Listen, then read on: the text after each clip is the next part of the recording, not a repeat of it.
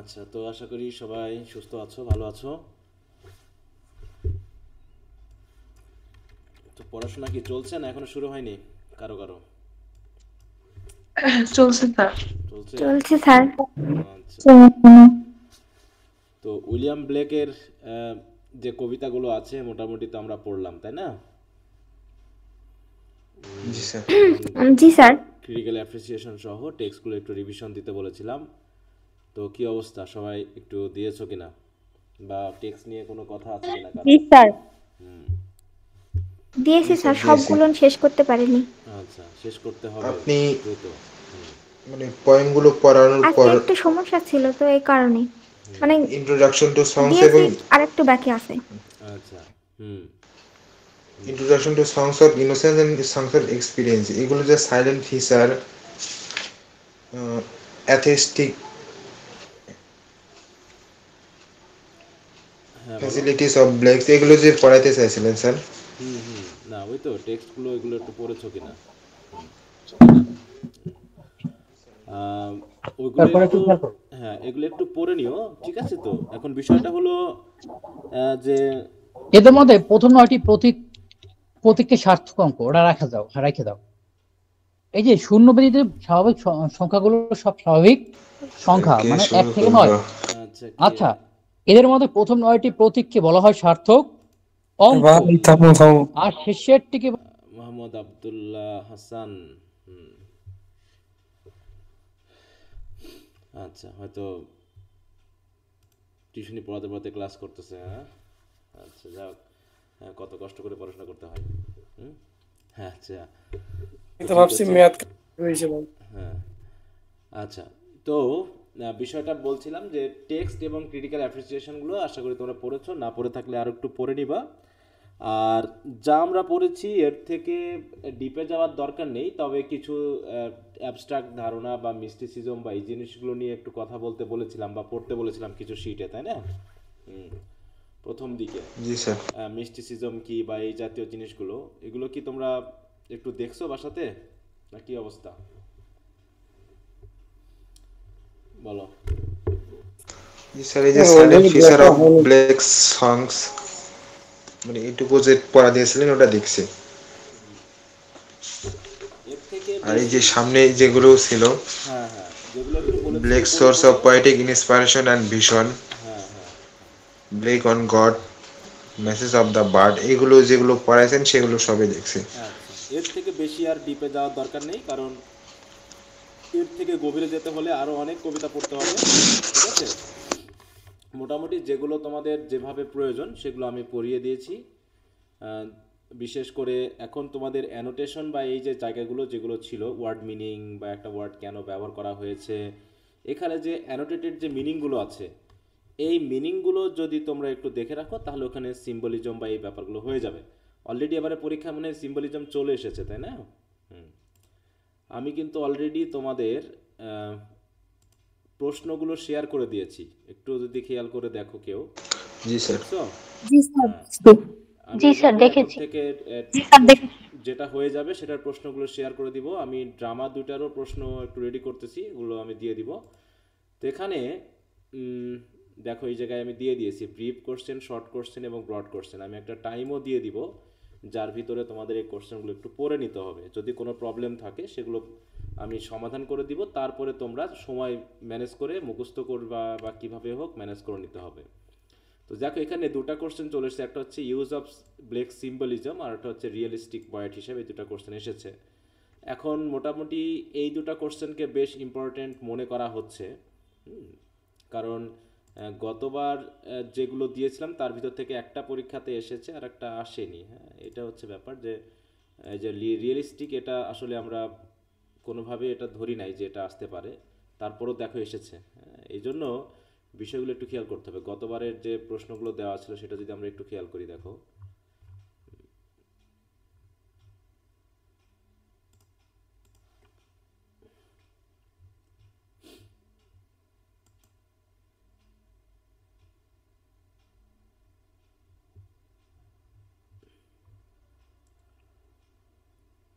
হ্যাঁ, এখানে এই যে প্রথম এই তিনটা কোশ্চেন একটু দেওয়া ছিল, তার ভিতর থেকে ব্লেক সিম্বলিজমটা এসেছে। এই তিনটা দিয়েছিলাম, রিয়েলিস্টিকটা দেই নাই। তো যা হোক এটা এসেছে। এখন এই দুটো কোশ্চেনের মধ্যে এবার একটা মিনিমাম আসার সম্ভাবনা আছে, আর যদি ক্রিটিক্যাল অ্যাপ্রিসিয়েশন ডেফিনেশন দেয় সেগুলো আমরা একটু দেখে নিতে পারি। হ্যাঁ, তো এখানে বিশেষ করে দেখো কমেন্ট অন ব্লেকস ক্রিটিসিজম।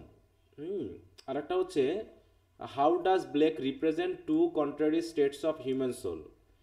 এই দুটো কোশ্চেন নিয়ে যখন আমরা ভাবতেছি তখন আমরা কি বিষয়গুলো পেতে পারি বলো? আমরা যে কবিতাগুলো পড়েছি সেগুলোর খাতিরে যদি আমরা বলি criticism of contemporary English society, তাহলে এখানে কী কী ক্রিটিসিজম আসতে পারে? কোন কবিতাগুলোতে বেশি আসবে এই জায়গায় বলো তো? ক্রিটিসিজম যদি আমরা ধরি ইনোসেন্সে না এক্সপেরিয়েন্সে? এক্সপিরিয়েন্সে। এবং কোন কোন কবিতা এখানে আসতে পারে? এক্সপেরিয়েন্স। হ্যাঁ, কোন কোন কবিতা মিললে এখানে আসতে পারে? হ্যাঁ, স্যার লন্ডন লন্ডন, লন্ডন, হলি তারপর থার্সডে, হলি থার্সডে, হলি সুইপার। Chimney sweeper. হ্যাঁ, চিমনি সুইপার। এই তিনটা থেকেই আমরা কিন্তু বেশি পরিমাণে পাচ্ছি ক্রিটিসিজমের ব্যাপারটা। হ্যাঁ, যে সোশ্যাল ক্রিটিসিজম চিমনি সুইপারদের নিয়ে লেখা হয়েছে। তারপর সেখানে হলি থার্সডেতে তিনি দেখিয়েছেন হ্যাঁ যে গরিব কেন তা থাকবে ইত্যাদি ইত্যাদি। তারপর হচ্ছে লন্ডন কবিতায় দেখানো হয়েছে যে বিভিন্ন স্টেজে বিভিন্ন সেক্টরে দুর্নীতির শেষ নাই, এগুলো তিনি দেখিয়েছেন। তো ওইভাবে কিন্তু কোশ্চেনগুলো এখানে দেওয়া আছে। তো তোমাদের কাজ হবে এই কোশ্চেনগুলো একটু রিডিং দিয়ে নেওয়ার প্রথমে। হ্যাঁ, মুখস্থ এখন করার দরকার নেই, শুরুতে মুখস্থ যাবা না। একটু দয়া করে তোমরা কি করবা, রিডিং দিবা, দিয়ে একটু বোঝার চেষ্টা করবা যে আসলে এখানে কি বিষয়গুলো এসেছে। তো এখানে দেখো, এখানে আমি কি কি বিষয় আনা হয়েছে। টাইগার কবিতা দিয়েও কিছু বিষয় আলোচনা করা হয়েছে, টাইগার, ল্যাম। তারপর হচ্ছে এখানে মেনলি চিমনি সুইপারদের নিয়ে আলোচনা করা হয়েছে। তারপর লন্ডন কবিতা দিয়ে কোশ্চেন আনসার দেওয়া হয়েছে। তার মানে কি এখানে কি ফার্স্ট ইয়ারের মতো কোনো সিঙ্গেল কবিতা থেকে আনসার করতে হবে, নাকি যতগুলো কবিতা থাকবে তার ভিতর থেকে যেগুলো আসার মতো সেগুলোতে আলোচনা করতে হবে? যতগুলো কবিতা আছে তার সবগুলো থেকে। সিঙ্গেল থেকে এবার আসবে। যে কবিতাগুলো এই কোশ্চেনের সাথে যাবে সেগুলোই। তাই এখানে আমি সেই কবিতাগুলো দেওয়ার, নার্সের সং দেওয়ার চেষ্টা করেছি কিছুটা, তাই তো? বিশেষ করে যেগুলো বেশি ইম্পর্টেন্ট সেগুলো উপরে দিয়েছি। বিশেষ করে হলি থার্সডের ব্যাপারটা দেখো এখানে এসেছে। হলি থার্সডে দিয়ে কীভাবে স্যাটায়ার করা হয়েছে, হ্যাঁ, চ্যারিটেবল যে ট্রাস্টগুলো সেইভাবে সেগুলো কীভাবে শিশুদেরকে ইউজ করতেছে এইটা। আর যখন বলা হচ্ছে Blake's represent to contrary states of human soul, যখন বলা হচ্ছে দুইটা ভিন্ন অবস্থা দেখাবে আমাদের হিউম্যান সোলের, তাহলে এখানে আমি যখন আলোচনা করব তখন কি সংস অফ ইনোসেন্স এবং এক্সপিরিয়েন্সকে দুটো করে আলাদা করে আলোচনা করতে হবে, তাই না? যে সংস অফ ইনোসেন্সে তিনি এক ধরনের স্টেট দেখিয়েছেন, সংস অফ এক্সপিরিয়েন্সে আর এক ধরনের বিষয়কে তিনি দেখিয়েছেন। এইভাবে দেখো এখানেও তাহলে কি ওই যে কবিতাগুলো তখন আমাকে কম্পারেটিভ স্টাডি করতে হবে যে নার্সের সঙ্গে সংস অফ ইনোসেন্সে কী দেখিয়েছেন, নার্সের সঙ্গে সংস অফ এক্সপিরিয়েন্সে কী দেখিয়েছেন। এইভাবে চিমনি সুইপারের দেখাতে হবে। তারপরে হলি থার্সডেতে দেখাতে হবে, মানে যেগুলো দুটো অবস্থান রয়েছে, বিশেষ করে ইন্টারাকশনগুলোতে তো অবশ্যই দেখাতে হবে যে মানুষের সোলটা কিভাবে দুইটা বিপরীতমুখী স্টেট নিয়ে থাকে। তো এইভাবে দেখো এখানে আলোচনা করা হয়েছে যে কন্ট্রাস্ট তিনি কীভাবে করেছেন সংস অফ ইনোসেন্স এবং সংস অফ এক্সপিরিয়েন্সকে। সেগুলো একটু তোমরা ভালো করে দেখে নিবা। যদি না বুঝতে পারো সেগুলো নিয়ে তো কথা বলা হবেই, কিন্তু বুঝতে না পারা তেমন কিছু নাই। এখানে সিম্বলিক্যাল কথাবার্তা বেশি আসবে, সিম্বল বিষয়টা বেশি আসবে। আর কোটেশনগুলো দেওয়ার চেষ্টা করেছি, এখনই চেষ্টা করবা কোটেশনগুলোকে ভালো করে রপ্ত করতে, হ্যাঁ, যাতে ইউজ করা যায় পরীক্ষার হলে। আর ক্রিটিক্যাল অ্যাপ্রিসিয়েশন লন্ডন পয়েন্টটাকে একটু আমার কাছে ইম্পর্টেন্ট মনে হচ্ছে, এই জন্য আমি ইম্পর্টেন্টের মধ্যে দিয়েছি। এছাড়াও বাড়তি যে কোশ্চেনগুলো আছে তার ভিতরে 2023 সালে যেগুলো এসেছে সেগুলো বাদ দিয়ে 2022 সালে রিসেন্টলি যেহেতু কোশ্চেনটা এসেছে আসার সম্ভাবনাটা কম, তারপরেও তোমরা একটু দেখে নিবে। এই 3-4টা কোশ্চেন আছে যেখান থেকে মোটামুটি মিনিমাম একটা কোশ্চেন তোমরা অবশ্যই পাবে। তাই এগুলো আমি আর পড়ে দিতে চাচ্ছি না, কারণ খুবই সিম্পল বিষয় আছে। তারপরে যদি না বুঝতে পারো তাহলে আমি 2টা ক্লাস সময় দিব। এই 2টা ক্লাসের মধ্যে তোমরা বাসায় এগুলো একটু রিভিশন দিবে, মুখস্থ না, জাস্ট কোশ্চেন আনসারগুলো রিভিশন দিবে। যেটা না বুঝতে পারবে সেটা আমি একটা ক্লাসে হয়তো আলোচনা করে দিব, তারপর তোমরা তোমাদের মতো করে এটাকে মুখস্থ করে ফেলবে। ঠিক আছে তো? তার মানে যেটা আমরা পড়বো সেটাকে একদম কোশ্চেন আনসার সহ সমাধান করে দিয়ে যাব। ঠিক আছে তো? কারণ সেকেন্ড ইয়ারে কিন্তু টাইম আমাদের বেশি প্রয়োজন, কারণ এখানে অনেকগুলো মানে বিষয় রয়েছে, বিশেষ করে হিস্ট্রিতে। হ্যাঁ, হিস্ট্রিতে সময় বেশি দেওয়া লাগবে, তার জন্য আমাদের স্যার একটা কথা বলবো। হ্যাঁ বলো। স্যার হিস্ট্রি আসলে কি রকম সাবজেক্ট, আমি না এটা বুঝতেছি না। মানে এই তিনটে তো বুঝলাম, ওইটা আসলে কি রকম? তো যখন পড়বো তখন তো আমরা আলোচনা করবো, এটা নিয়ে এখন টেনশন করার কোনো দরকার নেই। ঠিক আছে? হ্যাঁ, আমরা তো পড়বোই, তাহলে তোমার এখন টেনশন করার কোনো দরকার নেই। তো হ্যাঁ, ওটা আমরা পড়বো, পড়তে পড়তে ধারণা পেয়ে যাবে। এখন তোমাকে 5 মিনিট ধরে এটা বোঝানো, সময় নষ্ট করার কোনো দরকার নাই। হ্যাঁ হ্যাঁ, সবই বুঝে যাবা, টেনশন নিও না। ওকে, তাহলে আমি পড়াটা তোমাদেরকে আমি দুটা ক্লাস টাইম দিলাম, ঠিক আছে? তোমরা এর ভিতরে একটু রিডিং দিয়ে সমস্যাগুলো বার করে রাখবে।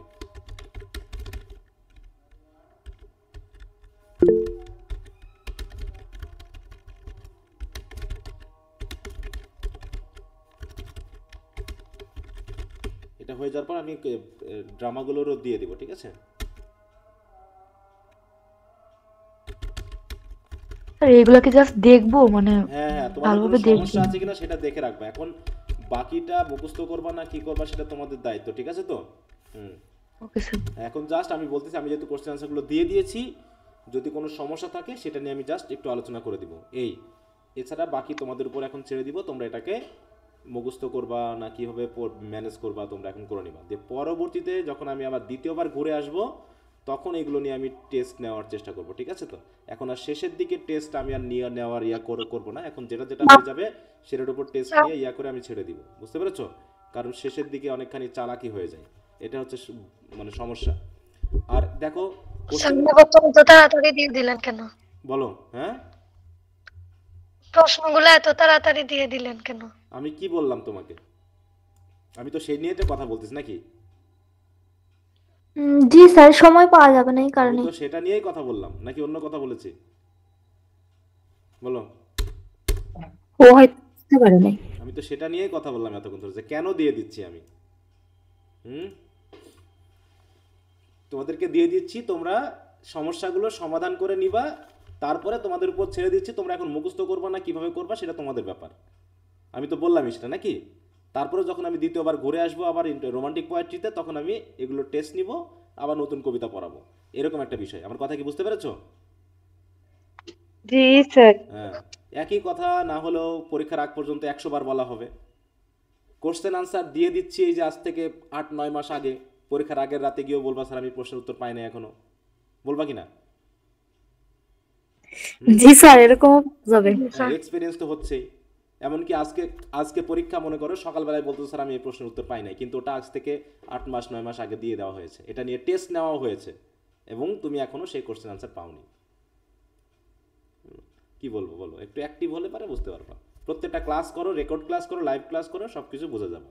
আমি যেটা বলার ক্লিয়ারলি বলে দিই, এখানে মানে না বোঝার কিছু নাই। তারপরও যদি না বুঝো আমাকে জিজ্ঞাসা করতে হবে, আর নাই চুপ থাকতে হবে। আর চুপ থাকলে পারে আজীবনের মতো চুপ থাকবা। ওই পরীক্ষার আগের রাতে গিয়ে যেন বলবা না, ওটাতে আমার মেজাজটা বেশি গরম হয়। যে তুমি যখন পড়োই নি তখন পরীক্ষার আগের রাতে এসে পড়াশোনা করার কি দরকার পড়ে গেছে? পড়াশোনা বাদ দিলে তো হয়ে যায়। হ্যাঁ, মনে করো 8-9 মাস ধরে তুমি টাকা দিয়ে যাচ্ছ, অথচ ক্লাস করতেছো না, পড়তেছো না। হ্যাঁ, রিমুভ করলে আবার যুক্ত হয়ে যাচ্ছ। হ্যাঁ, কিন্তু পরীক্ষার আগের রাতে গিয়ে আর হইচই শুরু হয়ে যাবে। হ্যাঁ, এ পাইনি, সে পাইনি, তা পাইনি, কোথায় আছে, কিথায় আছে, ইত্যাদি শুরু হয়ে যাবে। এখন ওই যে তোমার ড্রামার গতকাল পরীক্ষা হলো, অ্যাডভান্স রিডিং রাইটিংয়ের, ওগুলো না হলেও অনেক আগে দিয়ে দেওয়া হয়েছে। সে এখন একটার পর একটা প্রশ্ন, স্যার আমি এই কোশ্চেনের উত্তর পাই নাই, আমি এই কোশ্চেনের উত্তর পাই না, গ্রুপ পুরো মাতামাতি করে ফেলেছে। অথচ দুপুর বা 12:30 তার পরীক্ষা, আর সকালবেলায় সে কোশ্চেন আনসার খুঁজতেছে। বলো তাহলে হবে? বলে এতদিন ছিল কোথায় তাহলে সে, যাতে এতদিন ধরে পাওনি, অথচ এগুলো নিয়ে পরীক্ষা নেওয়া হচ্ছে, রিভিশন দেওয়া হচ্ছে, তারপরও সে এখনো পায়নি। এতদিন কই ছিল? তো এইগুলো হচ্ছে সমস্যা। হ্যাঁ, যারা নতুন জয়েন হবে তাদের কথা আলাদা, কিন্তু যারা একদম শুরু থেকে ক্লাস করবে তারাও যদি না পায় তাহলে কিভাবে বোঝানো সম্ভব? তা আমি দিয়ে দিচ্ছি, তোমাদের কাজ হলো এগুলোকে পড়ে ম্যানেজ করে নেওয়ার সময় আছে বিধায় এখন শান্তিতে ঘুম দিও না। পরীক্ষার আগের রাতে একদম ঘুম হারাম হয়ে যাবে তাহলে। ওকে, তাহলে উইলিয়াম ব্লেক নিয়ে আমি আর কোনো কথা বলবো না। আমি কোশ্চেন দিয়েছি, কোশ্চেনগুলো পড়বা, পড়ে আমি 2-1 দিন সময় দিচ্ছি। যে আমি আজকে কি বার? আজকে কি বার হচ্ছে? সোমবার। সামনে শনিবারে, তারপরে শনিবারে। তাই তো আমি সময় দিলাম যে আগামী শনিবার পর্যন্ত তোমরা জাস্ট এটা রিভিশন দিবা। মুখস্থের ব্যাপার আমি কিন্তু আবারও বলছি, মুখস্থ করার দরকার নেই, জাস্ট রিভিশন দিয়ে যদি কোনো কিছু না বোঝো আমি জাস্ট বুঝিয়ে দিব, এইটুকুই। আমি বলছি না মুখস্থ করতে।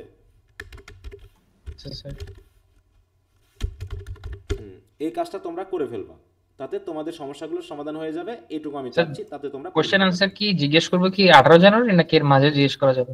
না, আমি 18 জানুয়ারিতেই ওই শনিবারে যে ক্লাস আচ্ছা আছে ওই ক্লাসেই তোমরা জিজ্ঞাসা করবা। আচ্ছা তোমরা এতক্ষণ ধরে পড়বা আর দাগিয়ে রাখবা যে এটা সমস্যা, বা নোট করে রাখবা, এবং সেটা ওই শনিবারের ক্লাসে জিজ্ঞাসা করবা, ঠিক আছে? ওই ক্লাসে আলোচনা করে দিব। এখন আর ঘুরে ঠিক ফিরে আছে। খুঁজে খুঁজে আলোচনা না, তোমরা খুঁজে খুঁজে বার করবা কোথায় তোমাদের প্রবলেম, কারণ যা আলোচনা করার তা আমি আলোচনা করে দিয়েছি, ঠিক আছে? ওইগুলোই ঘুরে ফিরে কোশ্চেন আনসারে আছে। তারপরে হয়তো কিছু কিছু সেন্টেন্স থাকতে পারে, কিছু কিছু ওয়ার্ড থাকতে পারে, কিছু কিছু সেন্স থাকতে পারে যেগুলো হয়তো তোমরা নাও বুঝতে পারো। তার জন্য একটা সময় দিব, সেই সময়ের মধ্যে আমরা আলোচনা করব। আচ্ছা, তাহলে এটা বাদ দিলাম আমি।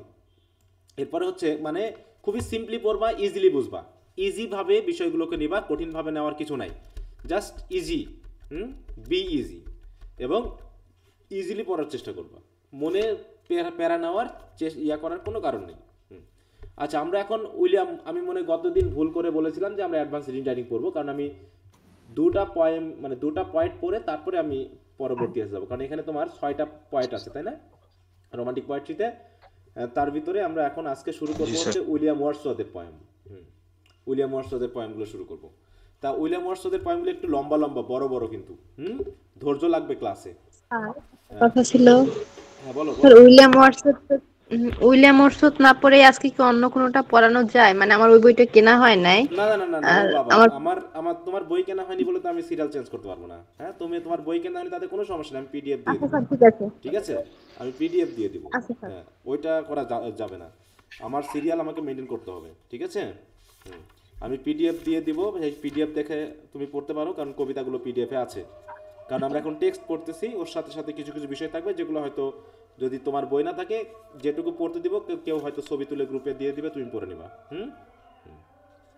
আচ্ছা স্যার। উইলিয়াম ওয়ার্ডসওয়ার্থের বই তো উইলিয়াম ব্লেক থেকে ছোট স্যার, হ্যাঁ, কিন্তু কবিতা বড়। তার মধ্যে লন্ডন 18 এবং সি ডুয়েলস আন্ডার টু দা, এটা তো আমরা ফার্স্ট ইয়ার রিডিং ছিল হ্যাঁ, কিছু পড়ছি। কিছু পড়েছো, হ্যাঁ, কিছু কিছু পড়েছো স্যার, তোমরা। এর মধ্যে ট্রিনিটি অ্যাবেটাই বড় সবচেয়ে। হ্যাঁ, দুইটা কবিতা আছে বড়, ওটা দিয়ে আমরা মেইনলি শুরু করব। আচ্ছা, একটু আজানটা শেষ হয়ে যাক, হ্যাঁ, তারপরে আমি ওকে। তো আশা করি সবাই শুনতে পাচ্ছ।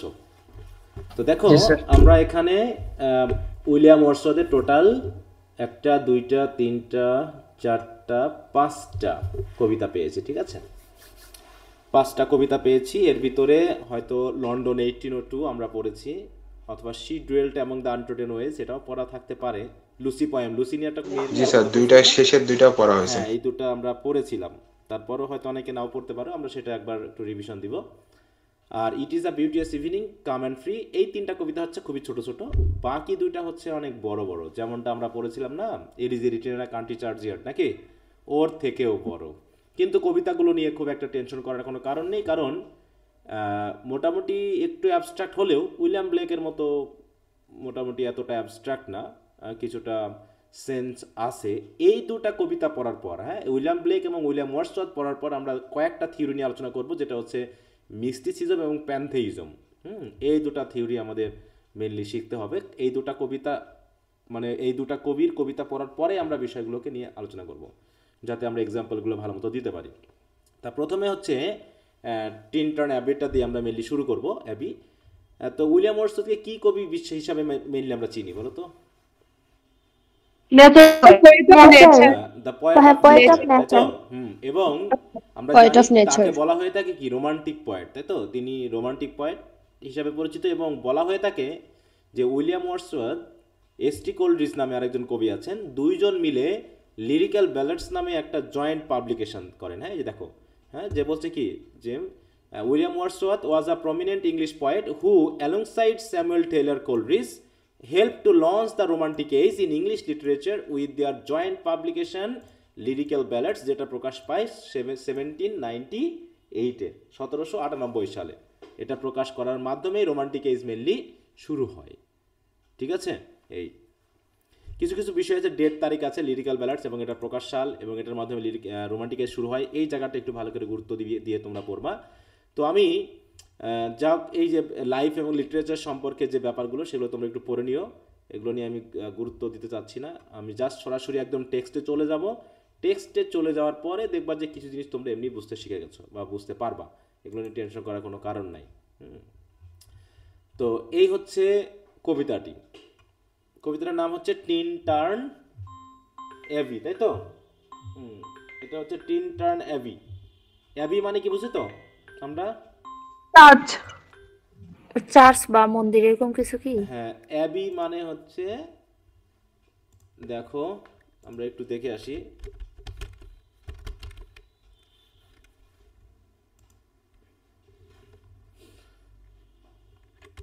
দেখো এটা হচ্ছে, দেখো the building or buildings occupied by a community of monks and nuns. Monks and nuns মানে কি? মঙ্ক মানে কাদেরকে বোঝায়, আর নান বলতে সন্ন্যাসী সন্ন্যাসিনী। হ্যাঁ, মঙ্ক হচ্ছে, মিউট রাখতে হবে কার তিশা, তো মিউট রাখো।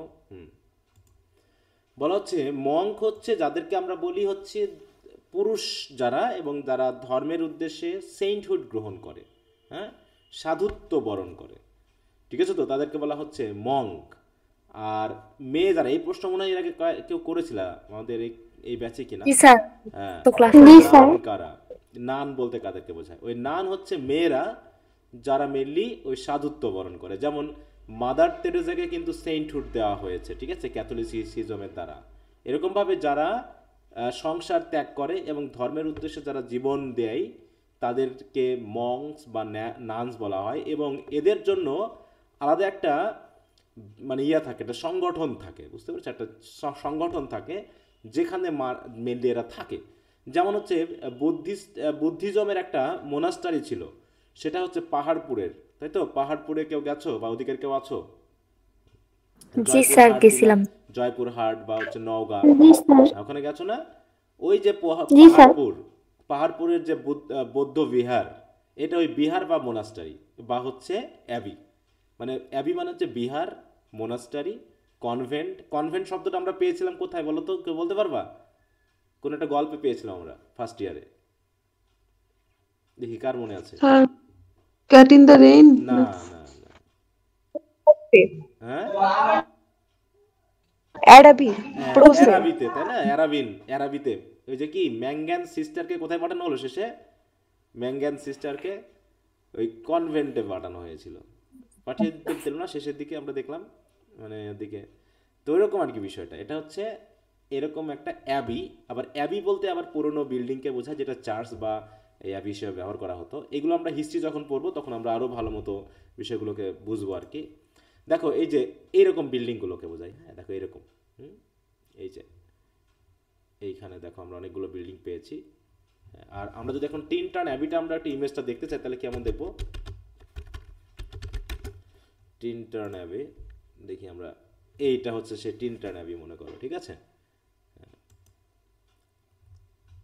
দেখা যাচ্ছে ইমেজটা, দেখা যাচ্ছে? এটা ওই সেই পাহাড়পুরে এরকম আছে না? দেখো পাহাড়পুরে এরকম ছোট ছোট কুটির টাইপের আছে, হ্যাঁ, চারদিকে ঘেরা। জি স্যার। দেখো টিন টার্ন অ্যাবি, যেটা ওয়াজ ফাউন্ড অন 19 মে 1131, দেখো বাই ওয়াল্টার ডি, মানে এটা হচ্ছে করা হয়, খোদাই মানে মাটি খুঁড়ে ওটাকে উদ্ধার করা হয়। It is situated adjacent to the village of টিনটার্ন, হ্যাঁ, মনমাউথশায়ার। তাহলে ইংল্যান্ডের মনমাউথশায়ার নামে একটা শহর রয়েছে, সেই শহরের টিনটার্ন নামে একটা ভিলেজ রয়েছে। সেই ভিলেজের অ্যাডজেসেন্ট মানে কি কাছাকাছি এই অ্যাবিটা পাওয়া যায়।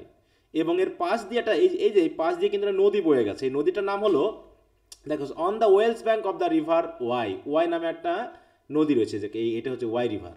এটার এক্সাম্পল আমরা মানে নামটা আসবে আর কি, পরীক্ষাতেও কিন্তু আসে, what is the name of the river.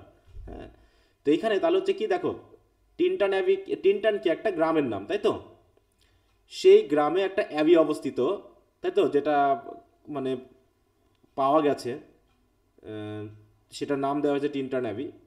এবং তার পাশ দিয়ে একটা নদী বয়ে গেছে, সেই নদীটার নাম হচ্ছে কি ওয়াই রিভার ওয়াই। এই যে রিভার ওয়াই।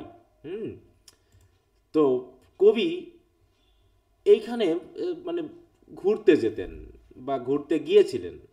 হ্যাঁ, প্রথমে একবার গিয়েছিলেন, পরের বার আবার তিনি গিয়েছিলেন। দেখো এইখানে একটা জিনিস, তারিখটা খেয়াল রাখো তো, এই যে ট্রিনটা নেভিটা এটা কত সালে প্রতিষ্ঠা করা হয় বলো তো? ফাউন্ড 1131 1131। কারণ হিস্ট্রিতে কিন্তু এই কথাটা আসবে, হিস্ট্রিতে কিন্তু এই কথাটা আসবে, হ্যাঁ, যে কোন সময় এটা তৈরি করা হয়েছিল এবং কেন তৈরি করা হয়েছিল এই অ্যাবিটা।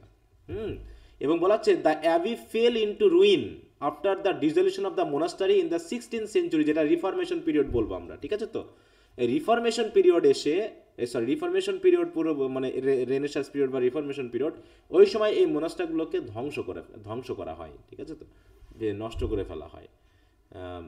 তো তারপর থেকে মোটামুটি তার এই অবস্থা। তো যাই হোক, এই অ্যাবি নিয়ে আমাদের মেইনলি আলোচনা। তো দেখো, এই টিনটান অ্যাবিতে বসে তিনি এই কবিতাটা লিখেছিলেন। তাহলে কবিতাটার লং নাম কি বলতো? মানে টিনটান অ্যাবি যদি বলা হয় এর অরিজিনাল নেমটা কি, তখন এটা লিখতে হবে। কি বলছে, নামটা কি দেখো তো? Lines composed a few miles above Tintern Abbey. তার মানে টিনটান অ্যাবি থেকে কয়েক মাইল, তাই তো, একটু পাহাড়ের উপরে এই কিছু লাইন কম্পোজ করা হচ্ছে। কখন তিনি এটা লিখেছিলেন? On revisiting the banks of the Wye during a tour.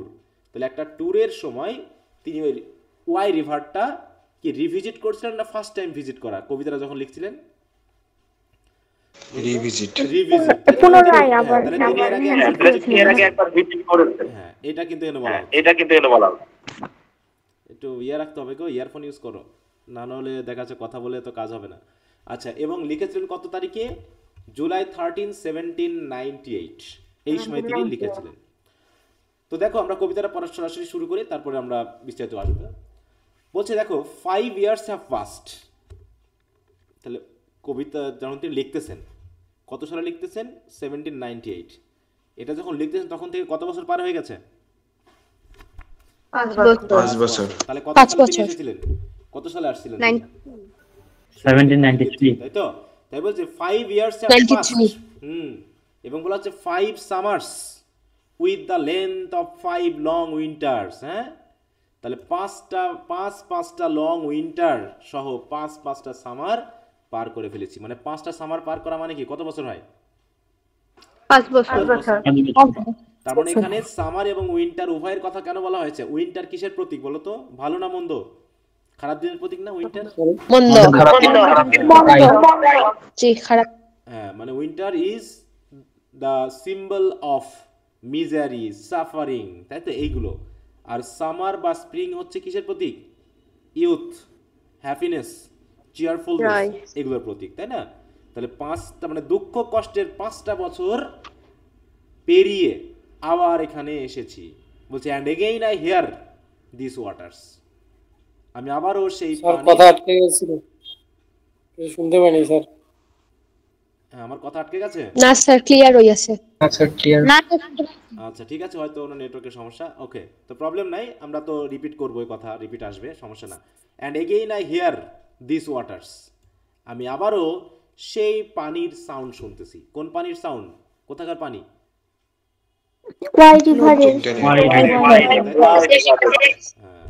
Rolling from their mountain springs with a soft inland murmur. তার মানে কি, মনে করো এই যে আমরা এই যে এখানে মনে করো অ্যাবিটা, এই পাশ দিয়ে মনে করো ওয়াই রিভার বয়ে গেছে, আর এই মনে করো এই যে পাহাড়গুলো দেখতে পাচ্ছি, এই পাহাড়ের ভিতরে হয়তো কোনো ঝর্ণা রয়েছে, ঠিক আছে? তো এই ঝর্ণা বেয়ে পানি আবার এই নদীতে এসে মিলিত হচ্ছে। তো এই ঝর্ণা থেকে পানি পড়ে সেটা নদীতে মিলিত হওয়া পর্যন্ত যে তার যে চলমানতা, তাই না, তার যে ফ্লো, এই ফ্লোতে পানি যখন চলাচল করে তখন তার এটা কার সমস্যা বলো তো? আনমিউট করো না প্লিজ। আচ্ছা, একটু ইয়ারফোন ইউজ করবা, না একটু মিউট রাখবা, ঠিক আছে? তাহলে তোমাদেরই প্রবলেম, এটা রেকর্ড হয়ে যাবে, বা আমি যে কথা বলতেছি সেখানে বারবার ডিস্টার্ব হবে। হ্যাঁ, এটা একটা সমস্যা, কারণ এই কথা বলতে বলতে লাইন কেটে গেলে আবার সমস্যা নতুন হয় আবার, কারণ আমরা একটা মোহের মধ্যে চলে যাই যখন আমরা কথা বলি, তাই না? ওটা হঠাৎ করে কেটে গেলে দেখা যাচ্ছে আবার অন্য কথায় চলে আসতে হচ্ছে। ওকে, তো একটু সাবধানে থাকবা। তাই বলতেছি যে এখানে যে নদীর যে পানির যে ফ্লোটা যখন চল করে তখন কি ওখানে এক ধরনের সাউন্ড হয়, তাই না? পানি ফ্লো হওয়ার যে সাউন্ড, সেটা আবার ইনল্যান্ড কেন বলছে? কারণ এটা তো আর নদীতে পড়ার সাউন্ড না, বরং এই যে পাহাড়, এই পাহাড় যে আমরা দেখছি, এই পাহাড়ের মধ্যেই হয়তো ঝর্ণা আছে, যে ঝর্ণার পানি যখন পতিত হচ্ছে তখন দূর থেকে ওই পানি পড়ার সাউন্ডটা চারিদিকে ছড়িয়ে পড়ছে বা দূর থেকে শোনা যাচ্ছে। এই জন্য কবি কি বলছেন এই জায়গায়, যে again I hear this waters, যে ওয়াটার কি করছে, rolling from their mountain springs. Mountain springs মানে হচ্ছে কি ওই পর্বত থেকে, তাই তো? স্প্রিং মানে কি ঝর্ণা, ঝর্ণা হয়ে সে যে রোলিং করতেছে, বয়ে পড়তেছে, সেটার সাউন্ড আমি আবারও শুনছি, যে সাউন্ডটা কোথা থেকে আসছে, উইথ আ সফট ইনল্যান্ড মারমার। মানে ইনল্যান্ড মানে হচ্ছে ওই পাহাড়ের ভিতর থেকে বা পর্বতের ভিতর থেকে যখন পানির সাউন্ড হচ্ছে তখন তার যে প্রতিধ্বনিত হচ্ছে সেই মারমারিং সাউন্ডটা আমি যেন এখনও শুনতে পাচ্ছি। কখনো কি এরকম সিলেট বা পাহাড়ি এলাকা ভ্রমণ করেছো কেউ? ঝর্ণার পানি হ্যাঁ, বা হয়তো ভিডিওতে আমরা দেখেছি, তাই না? যে যখন বিশেষ করে কিছু কিছু সিনেমা আছে, যে সিনেমাগুলো অনেক সময় বিভিন্ন পাহাড় পর্বতের মধ্যে হয়, যেখানে অনেক গুহার মতো থাকে, যেখানে গুহার ভিতর দিয়ে কি হচ্ছে, ঝর্ণা প্রবাহিত হচ্ছে, এবং আমরা ঝর্ণাটা দেখতে পাচ্ছি না, কিন্তু দেখা যাচ্ছে তার ওই যে ঝর্ণা দিয়ে পানি প্রবাহিত হওয়ার যে সাউন্ড, সেটা হয়তো আমরা দূর থেকে শুনতে পাচ্ছি। এইরকম একটা পরিবেশ এইখানে কবি আমাদের কাছে তুলে ধরছেন। ওয়ান্স এগেইন এগেইন কথাটা কেন বলছে? কারণ তিনি 5 বছর আগে এই সাউন্ডগুলো একবার শুনেছেন এখানে এসে, তাই না? আবারও 5 বছর পরে এসে একই জিনিস দেখতেছে, তাই বলতেছে যে once again do I behold. Behold মানে কি বলতো? দেখা, তাই তো? বিহোল্ড মানে হচ্ছে দেখা। ও কারণ গেল, এত সমস্যা।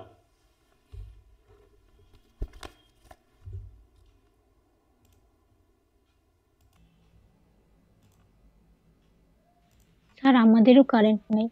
তোমাদেরও কারেন্ট নাই? Very good.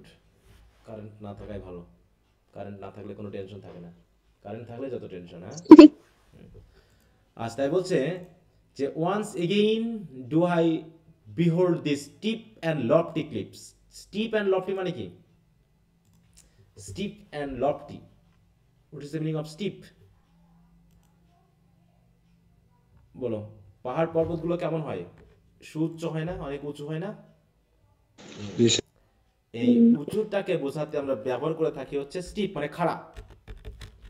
স্টিপ মানে আমরা প্রধানত বুঝি হচ্ছে একদম খাড়া, উপরের দিকে উঠে যাওয়া, এই অবস্থানকে, ঠিক আছে? তো এই যে এরকম স্টিপ, বুঝতে পারছো? মনে করো স্টিপ মাউন্টেন যদি আমরা বলি, তাহলে আমরা কেমন ইমেজ পাই?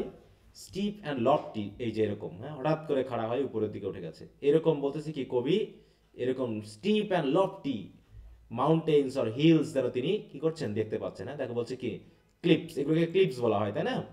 পাহাড়ের বা পর্বতের চূড়াকে আমরা কি বলে থাকি? ক্লিপস বলি। তাই বলছে এখনো আমি আবার এসে ওই একই, হ্যাঁ, সুউচ্চ, হ্যাঁ, উঁচু, তাই তো, বা খাড়া যে পর্বত চূড়াগুলো, সেগুলো আমি এখনো দেখতে পাচ্ছি। That on a wild secluded scene impress thoughts of more deep seclusion. দেখো এখানে কথাগুলো একটু খেয়াল করতে হবে। তাহলে আমি যখন একটা জিনিস একটু খেয়াল করো তো, মনে করো আমরা যখন এই যে সন্ধ্যাবেলায় বা দিনের বেলায় যখন রাস্তা চলাচল করি, তখন কি আমাদের ভিতরে কোনো একাকিত্ব ফিল হয় বা কোনো চারিদিকে শান্ত পরিবেশ থাকে? যখন একটু রাত হয় আর কি, কিন্তু সন্ধ্যার দিকে তখন মনে করো, মানে রাত দুপুর বলতে আমরা বুঝি রাত 12টা 1টা বা 2টার সময় তুমি যদি একা একই রাস্তা দিয়ে ঘোরো বা রাস্তা দিয়ে হাঁটো, তখন তোমার কেমন লাগে বলতো? একা একা লাগবে, কি লোনলিনেস ফিল হবে, চারিদিকে নিস্তব্ধ, কাজ ছমছম করে, মনে একটু পেছন থেকে ডাকে, অনেকবার হইছে। হ্যাঁ, একটা গায়ে ছমছম ভাব তৈরি হয়, ভয় ভয় কাজ করে, চারিদিকে নিস্তব্ধতা বা নীরবতা। তা কবিও বলতেছে যখন আমি এই যে সুউচ্চ পাহাড় পর্বতগুলো দেখি, হ্যাঁ, তখন কেমন হয়? That on a wild secluded scene, কারণ এটা হচ্ছে কি একটা ওয়াইল্ড সিক্লুডেড সিন। সিক্লুডেড মানে কি? নির্জন। সিন মানে কি? একটা দৃশ্যপট বা একটা পরিবেশ।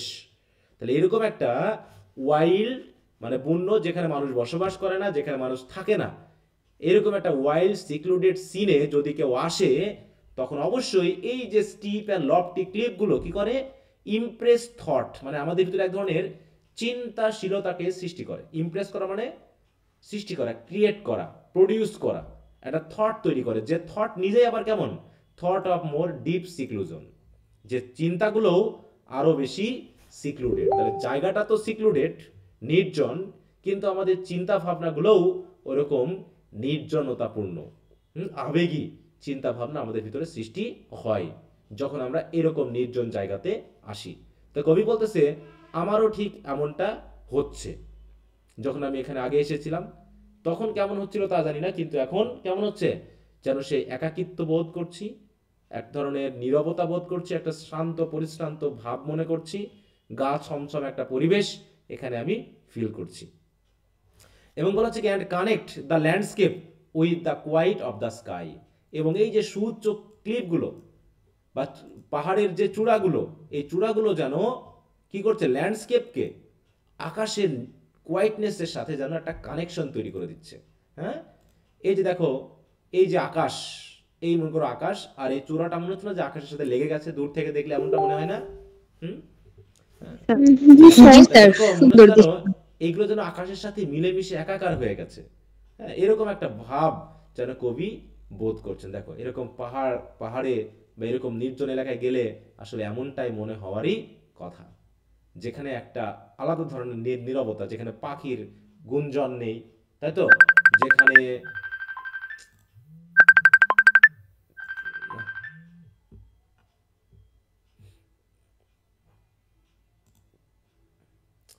তারপরে হচ্ছে মনে করো এখানে আরো কি কি নাই, মনে করো মানুষের কোলাহল নাই, তাই তো, গাড়ির সাউন্ড নাই, সবকিছু মিলে কি হচ্ছে, connect the landscape with the quiet of the sky, যেন আকাশের ওই সুউচ্চ আকাশের যে নীরবতা, ওই নীরবতার সাথে যেন ল্যান্ডস্কেপকে বা ভূমিকে যেন কি করে দিচ্ছে, কানেক্ট করে দিচ্ছে, একসাথে লিঙ্কড করে দিচ্ছে। কোন জিনিসটা লিঙ্ক করতেছে এই জায়গায়, লিঙ্কের কাজকে কি, পাহাড়ের সুউচ্চ এবং হ্যাঁ সুউচ্চ খাড়া, তাই তো, যে ক্লিপ বা পর্বত চূড়া বা মাউন্টেন ক্লিপ, এগুলো। হ্যাঁ, ও এই ছেলে মেয়ে এগুলো তো বিপদ। আমি কেটে দিচ্ছি, ক্লাসে আছি, সে বুঝতেছে না নাকি, বুঝলাম না তো আমি, একটু দাঁড়াও তো।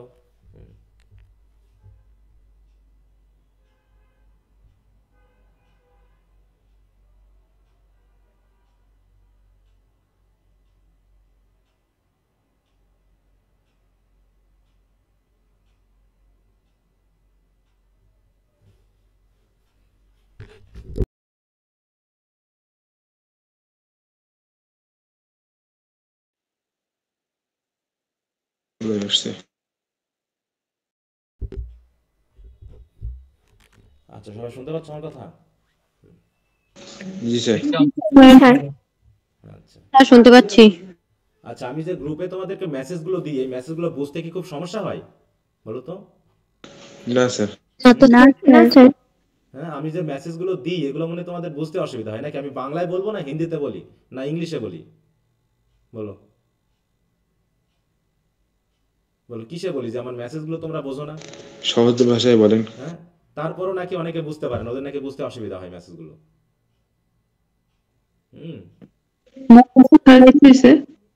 তো যদি আমাদের কারো যদি সমস্যা হয় তাহলে আমাদের বলতে হবে। মেসেজ যদি আমার মনে হয় যে আমি আপনার বাংলা ভাষা বুঝতেছি না, তাহলে অন্য কোনো ভাষায় বলতে হবে। হ্যাঁ, এত ক্লিয়ার করে দেওয়ার পরে যদি মেসেজ না বুঝো তাহলে তো সমস্যা।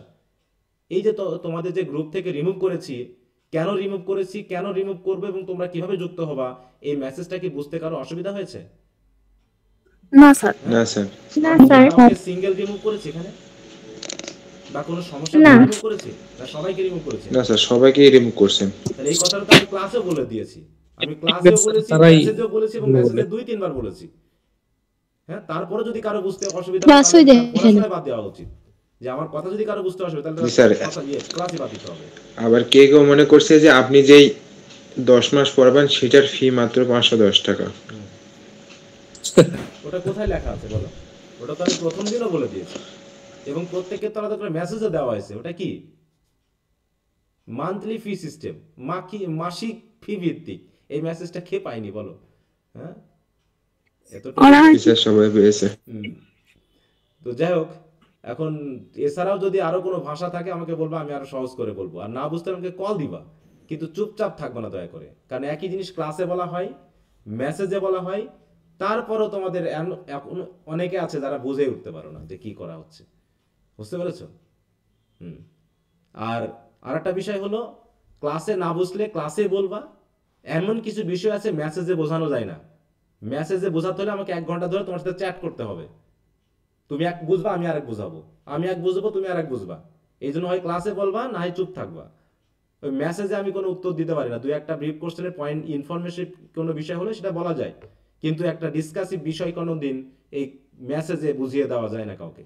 এটা ক্লাসেই বলতে হবে, ঠিক আছে?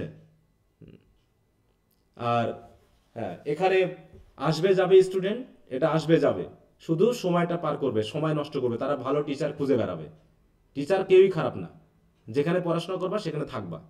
এই আমার কাছে পড়ে অনেকে এখনো পড়তেছে, আবার যারা পড়তেছে না তারা ওই আজীবন বিভিন্ন টিচারের কাছে লাফালাফি করে বেড়াচ্ছে। তাদের পড়া কখনো শেষও হবে না। ওই শেষ পর্যন্ত আবার ঘুরে আসতেছে যখন অর্ধেক পড়াশোনা হয়ে গেছে। ঠিক আছে? হ্যাঁ, টিচারকে জাজ করতে করতে বছর শেষ হয়ে যাবে। বছর শেষ হয়ে যায়। হ্যাঁ, শেষে আবার ঘুরে আসে, ঘুরে ফিরে সব শেষ হয়ে যায়। অতএব বিশ্বাস করে যেখানে পড়বা সেখানেই পড়ো। কোনো স্যারই খারাপভাবে পড়ায় না। হ্যাঁ, পড়ানোর ধরনটা ভিন্ন হতে পারে, ঠিক আছে? তো আমি বলতেছি না আমার কাছে পড়তে হবে, তো এই জন্য বিষয়গুলোকে একটু খেয়াল করতে হবে যে যদি তোমার এখানে ভালো না লাগে তো লিভ নিয়ে নিবা বা আমাকে বলে জানাবা, কিন্তু চুপচাপ থাকবা না। হ্যাঁ, আর যে কোনো মেসেজ আমি যেটা মেসেজে বলি সেটা ক্লাসেও বলি। অন্তত ক্লাসগুলো করলেও তুমি আমার মেসেজগুলো কখনো বাদ পড়তে পারে না, বা তুমি যে জানবা না এটা আমার কাছে মনেই হতে পারে না, কারণ ক্লাসে রেকর্ড আছে, সাথে সাথে মেসেঞ্জারও মেসেজ আছে, গুগল ক্লাসরুমেও বলা আছে। তাহলে এত কিছুর পরেও যদি একজন না জানে তাহলে বুঝতে হবে সেই স্টুডেন্টকে আমার এখানে পড়ার কোনো মানেই হয় না, তোমার এখানে থাকাই উচিত না। আমি তো তাকে রাখবো না, ব্যাপারটা এরকম। আমি জোর করে অনেককে বাদ দিয়ে দিয়েছি, কারণ এদের পড়ানো মানে ডিস্টার্ব করা। তারা নিজেরা পড়াশোনা করবে না, অন্যকে পড়াশোনা করতে দিবে না। আচ্ছা, তো যাও, এই পড়াশোনার ব্যাপারে আমি খুবই বিরক্ত হই যখন কেউ রেগুলার ক্লাস না করে একই প্রশ্ন বারবার করে, একই সমস্যা বারবার বলে। আচ্ছা, তো ঠিক আছে। এই পড়তে পড়তে ডিস্টার্ব হলে আমার খুবই মাথা গরম হয়, কারণ এই সাহিত্যের বিষয়টা মানে একটা জায়গা থেকে এক জায়গায় উঠে গেলে আর ওইটাকে মানে খুবই ইয়া লাগে, বিরক্ত লাগে। স্যার এমনটা ক্লাস আমাদেরও বিরক্ত লাগতেছে। আচ্ছা, সমস্যা নেই, নাও। ওকে, তাহলে এখানে আমরা পড়লাম যে কবি 5 বছর পর আবার সেই তিনটা ন্যাভিতে এসেছে, ওয়াই রিভারের পাশে বসে তিনি হয়তো প্রকৃতিকে অবলোকন করতেছেন, এবং তিনি ওখানকার একটা ইমেজ বা পিকচার তিনি আমাদের কাছে তুলে ধরেছেন। তার বলছে, দেখো, the day is come when I again, বলছে আবারও সেই দিন এসেছে, when I again repose here. Repose মানে বুঝি তো, what is the meaning of repose? পুনরায় আশ্রয় নেওয়া বা বিশ্রাম। শুয়ে পড়া, তাই তো? মানে বিশ্রাম নেওয়া, শোয়া, একটু গায়ে এলিয়ে দিয়ে শুয়ে পড়া, এটাকে রিপোজ বলা হয়, মানে একটু বিশ্রাম নেওয়া, তাই তো? আমরা অনেক সময় গেলে না যে আমরা ছোটবেলায় যেখানে ঘুরতাম একসময়, মনে করো, বা যে মাঠে বা পুকুর পাড়ে আমরা হয়তো বা ঘুরতাম বা বসতাম বা থাকতাম, সেখানে গেলে আমাদের কাছে কেমন মনে হয়? পুনরায় ওই জিনিসটা নিশ্চয়ই আমরা ফিল করি, সে আগের দিনগুলোর কথা মনে পড়ে, তাই না? হ্যাঁ, কি বললাম, রিপোজ এগুলো লিখবো মিনিং, মাথাটাই খারাপ হয়ে গেছে। তারপর দেখো, a state of rest, sleep of tranquillity, মানে বসে একটু রিল্যাক্স করা, তাই তো, একটু নীরব থাকা, এরকম একটা অবস্থা। তাই বলছে এখানে আমি আবারও কি করছি, এগেইন। হ্যাঁ, দেখো, the day is come again when I again, দেখো, repose here under this dark sycamore. Sycamore কি? What is সিকামোর? স্যার গাছ, একটা গাছের নাম। এখানে তো আমরা অনেকগুলো গাছের নাম পেয়েছি, তাই না? অনেক বড় বড় গাছের নাম কিন্তু আমরা পেয়েছি। তো সিকামোর এরকম একটা গাছ, বিশেষ করে আমরা এলিজিতে পেয়েছিলাম না কয়েকটা গাছের নাম, এল ট্রি, তাই না? তাহলে দেখো, বাটনউড ট্রি, এটাকে আর বলা হচ্ছে বাটনউড ট্রি। ট্রিটা কেমন আমরা একটু দেখি। তা বলছে এই যে সিকামোর ট্রি, এই ট্রি এর নিচে আমি আবারও শুয়ে বিশ্রাম নিচ্ছি। ব্যাপারটা ঠিক এরকম যে আবারও সেই দিন এসেছে, হয়তো এর আগেও তিনি এসে এই গাছের নিচে হয়তো আশ্রয় নিয়েছিলেন বা বসেছিলেন বা শুয়েছিলেন, তাই না? আবারও তিনি বলতে চাচ্ছেন কি, এই একই গাছের নিচে আমি আবারও শুয়ে বিশ্রাম নিচ্ছি। তাই বলছে অ্যান্ড ভিউ দিস প্লটস, এবং এখানে শুয়ে শুয়ে এই যে প্লটস গুলো দেখছি, মানে কি জায়গাগুলো দেখতেছি। হ্যাঁ, this plots of cottage ground. Cottage ground কেন বলা হচ্ছে? কারণ এই যে গ্রাউন্ড, এই যে মাঠ, এখানে গাছের কি রয়েছে, এক একটা যেন কটেজের মতো। দিস অর্চার্ড টাফটস, অর্চার্ড মানে কি বন বা গাছ, ফলের বাগানকে বোঝায় বা ফলের গাছকে বোঝায়, তাই না? ফলের বাগান বা ফলের গাছকে বোঝায়। এখানে টাফটস মানে কি, মানে ঘন বন, ঘন জঙ্গল, তাই তো? তারপর ছোট ছোট গাছের যে কি বলি ওটাকে আমরা, ঝোপ, হ্যাঁ, এইগুলো যে প্লট আকারে হয়ে আছে, এখানে শুয়ে শুয়ে আমি সেগুলো দেখছি। হুইচ অ্যাট দিস সিজন, যে গাছগুলো এই ঋতুতে, উইথ দেয়ার আনরাইপ ফ্রুটস, গাছগুলোর যে ফ্রুট আছে সেগুলো কি পাকা না মানে কাঁচা? কাঁচা, তাই না? বলছে হুইচ, যে গাছগুলো অ্যাট দিস সিজন, এই ঋতুতে যেগুলোর ফল হচ্ছে এখন আনরাইপ, মানে আনরাইপ ফুল, মানে ফলের পূর্ণ এই যে গাছ, এই গাছগুলোর প্লটগুলো আমি এখান থেকে দেখছি। আর যেগুলো কি are clad in one green hue, তাহলে যেহেতু মনে করো যে গাছের, বিশেষ করে আম গাছে, আম যখন কাঁচা থাকে তখন কোন কালার থাকে আমের, বলো তো? সবুজ। গাছের পাতা সবুজ, আম সবুজ। সবকিছু মিলে কি দাঁড়াবে? সবকিছু মিলে কি দাঁড়াবে? সবকিছু মিলে সবুজ, গাছটাই জানো কি, হ্যাঁ, সবুজ দিয়ে আচ্ছাদিত, সবুজের সমারোহ। Are clad in one green hue, green hue মানে কি সবুজ রং দ্বারা যেন পুরো গাছ যেন আচ্ছাদিত। And lose themselves mid groves and copses, হ্যাঁ, এবং গাছগুলো এমন ভাবে ঘনবসতি হয়ে আছে, একটা গাছের সাথে আরেকটা গাছ এমন ভাবে লেগে আছে যেন গাছগুলো কি মানে কি করছে, তাদেরকে যেন হারিয়ে ফেলেছে। কিসের ভিতরে?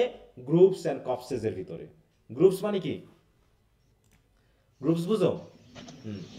গ্রুপস মানে হচ্ছে যেখানে ঘন গাছের পাতা বা ডাল থাকে। বিশেষ করে আমরা যখন জঙ্গলের দিকে তাকাই তখন মনে হয় একটা গাছ আর একটা গাছের ভিতরে ঢুকে গেছে।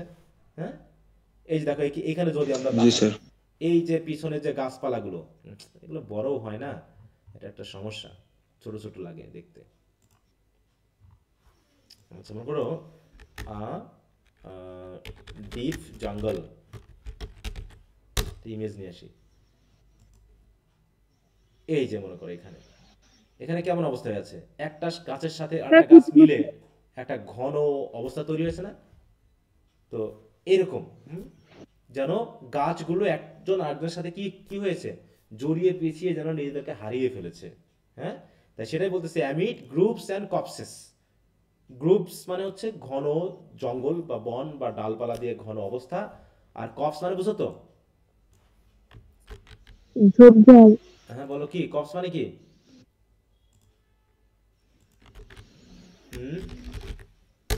দেখি ইমেজ জানতে পারি কিনা।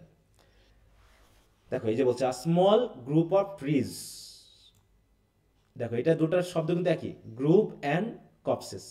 হ্যাঁ, মানে অসংখ্য লতা পাতা, তাই তো, গাছ জড়িয়ে পেঁচিয়ে একদম ঘন একটা অবস্থা তৈরি করেছে, এবং গাছগুলো মনে হচ্ছে কি একজন আরেকজনের সাথে নিজেদেরকে জড়িয়ে পেঁচিয়ে নিজেদেরকে হারিয়ে ফেলেছে। মানে মূল কথা হলো এখানে তিনি এটাই বলতে যাচ্ছেন যে প্রচুর ঘন গাছে পূর্ণ এই যে জঙ্গল বা এই যে গ্রাউন্ড বা এই যে বন, এইটাকে আমি দেখতেছি এই সিকামার ট্রি এর নিচে শুয়ে দেখতে। আচ্ছা, সিকামারের সাথে একটা শব্দ ইউজ করা হয়েছে, সেই শব্দটা কি? কেমন গাছটা কেমন? ডার্ক। ডার্ক বলতে আসলে কি বোঝানো হচ্ছে? ডার্ক বলতে কি গাছের কালারকে বোঝানো হচ্ছে, নাকি আসলে গাছটা এত ঘন সবুজ বোঝানো? হ্যাঁ, বলছে এটা ডার্ক, তাই না? এরকম মানে ঘন বোঝাতে, ঘনত্ব বোঝাতে হয়তো বা তিনি ডার্ক শব্দটা ইউজ করে, যেমন এখানে ডার্ক বোঝাচ্ছে, তাই না? এই যে দেখো এখানে যে অবস্থাটা, প্রচুর গাছ হয়ে আছে, আর ওই গাছের নিচে শুয়ে তিনি সামনে পুরো যেন ল্যান্ডস্কেপটাকে এনজয় করছেন। Once again I see this hedgerows, hedgerow মানে কি, মানে ঝোপের সারি, মানে অসংখ্য ঝোপ হয়তো বা সারিবদ্ধভাবে জন্মেছে। বলছে আমি আবারও এই হেজরো গুলো দেখতেছি। বলছে হার্ডলি হেজরোজ, বলছে হেজগুলোকে রো বলে মনে হচ্ছে না খুব একটা, কিন্তু এরকম হেজরো মনে হচ্ছে। মনে হচ্ছে যেন little lines of sportive wood run wild, যেন অনেকটা দেখতে ওই স্পোর্টিভ উডের মতো। স্পোর্টিভ উড মানে বুঝো হোয়াট ইজ স্পোর্টিভ উড? যে গাছটা না স্যার। যে গাছটা মানে কি বলবো, যে নিজের ইচ্ছা মতো জন্মেছে, আঁকা বাঁকা হয়ে এদিক ওদিক হয়ে জন্মেছে। এখানে আসলে অন্য কিছু বোঝাচ্ছে। জি স্যার, বনজ গাছগুলো যেগুলো গাছগুলো তাই না, আঁকা বাঁকা হয় লতা পাতা যে গাছগুলো কি এগুলো কেমন ভাবে জন্মায়, মানে এলোমেলো ভাবে, তাই না, মানে যেন নিজের ইচ্ছা মতো। এই জন্য স্পোর্টিভ বলা, বিশেষ করে বাচ্চাদেরকে আমরা যেমন বলি, হ্যাঁ বাচ্চারা নিয়ম মানে না, সবসময় খেলার চলে থাকে। এখানে গাছগুলো যেন সেই মানে যেহেতু প্রুনিং করা নেই, স্বাধীনভাবে যেহেতু তারা বড় হয়েছে, এই তাই কবি বলছে কি স্পোর্টিভ উড রান ওয়াইল্ড। তাহলে গাছ কি দৌড়ায় নাকি? রান বলতেছে এখানে, নাকি ইচ্ছা মতো জন্মানো বোঝাচ্ছে? ইচ্ছা মতো জন্মানো এবং বৃদ্ধি হওয়া, তাই তো, ইচ্ছা মতো বড় হওয়া। এখানে রান মানে হচ্ছে বড় হওয়া, বা হচ্ছে নিজের অবস্থানটাকে ছড়িয়ে দেওয়া, অবস্থাকে বোঝাচ্ছে। ঠিক আছে তো? তাই বলতেছে যে কবি যেন ওখানে শুয়ে শুয়ে দেখতেছেন অসংখ্য অসংখ্য হেজের রো, ঝোপের রো, আর এই ঝোপগুলো এমন ভাবে জন্মেছে যেন তাদের ইচ্ছা মতো জন্মেছে। হ্যাঁ, এদিক সেদিক, হ্যাঁ, যেন তারা দৌড়ে বেড়াচ্ছে, দৌড়ে বেড়ানোর মতো করে যেন চারিদিকে ছড়িয়ে পড়েছে এই হেজরো গুলো। এবং অনেকটা লিটল লাইন্স, যেন অনেক সময় দেখো আগে গ্রামে কি করা হতো, গ্রামের মানে এখন তো প্রাচীর দেওয়া হয়, আগের যুগে গ্রামে কি করা হতো জানো তো, ওই বিভিন্ন ধরনের গাছ লাগিয়ে বাড়ির আঙ্গিনাকে বা বাড়ির এরিয়াটাকে কি করা হতো, বেড়া দিয়ে ঘিরে রাখা হতো, তাই না? বেড়া বুঝো, বেড়া, তাই তো, গুল্ম জাতীয় যে গাছ, সেই গাছগুলো দিয়ে বেড়া দিয়ে মানে মানে প্রাচীরের মতো করে রাখা হতো। তো এখানেও ঠিক কবি ওইরকম ভাবে বলতেছেন, এবং বলছে this pastoral farms green to the very door. এবং এই যে পুরো পাস্টোরাল ফার্ম মানে কি, এই যে পুরো গ্রাম্য পরিবেশ, এই যে ফার্ম, এখানে যে বসে বসে আমি দেখতেছি, যেন একদম বাড়ির দরজা পর্যন্ত যেন গ্রিন। হ্যাঁ, সবুজ ঘাস, চারিদিকে গাছপালা, গাছে রয়েছে অসংখ্য লতা পাতা, এবং সব কিছু কেমন, সব কিছু সবুজ আর সবুজ, একদম বাড়ির দরজা পর্যন্ত যেন। হয়তো দেখা যাচ্ছে ওইখানেই হয়তোবা ওই টিনটার্ন অ্যাবের কাছেই হয়তোবা কোনো বাড়ি রয়েছে, তাই না? যেমন হচ্ছে অ্যাবি তো আমরা পেলাম, ওইরকম হয়তো অসংখ্য বাড়িটাই রয়েছে, যে বাড়ির একদম দরজা পর্যন্ত যে রাস্তা, সে রাস্তাটাও যেন কেমন পুরো গ্রিন হয়ে আছে। অ্যান্ড রেডস অফ স্মোক, এবং raids of smoke Saint up, এবং এই বাড়িগুলোর ভিতর থেকে ধোঁয়ার এক কুণ্ডলি যেন বার হচ্ছে। সেন্ট আপ মানে কি উপরের দিকে ওঠা, তাই না? রেডস মানে কি কুণ্ডলি, তাহলে ধোঁয়ার কুণ্ডলি। সেন্ট আপ হচ্ছে in silence from among the trees.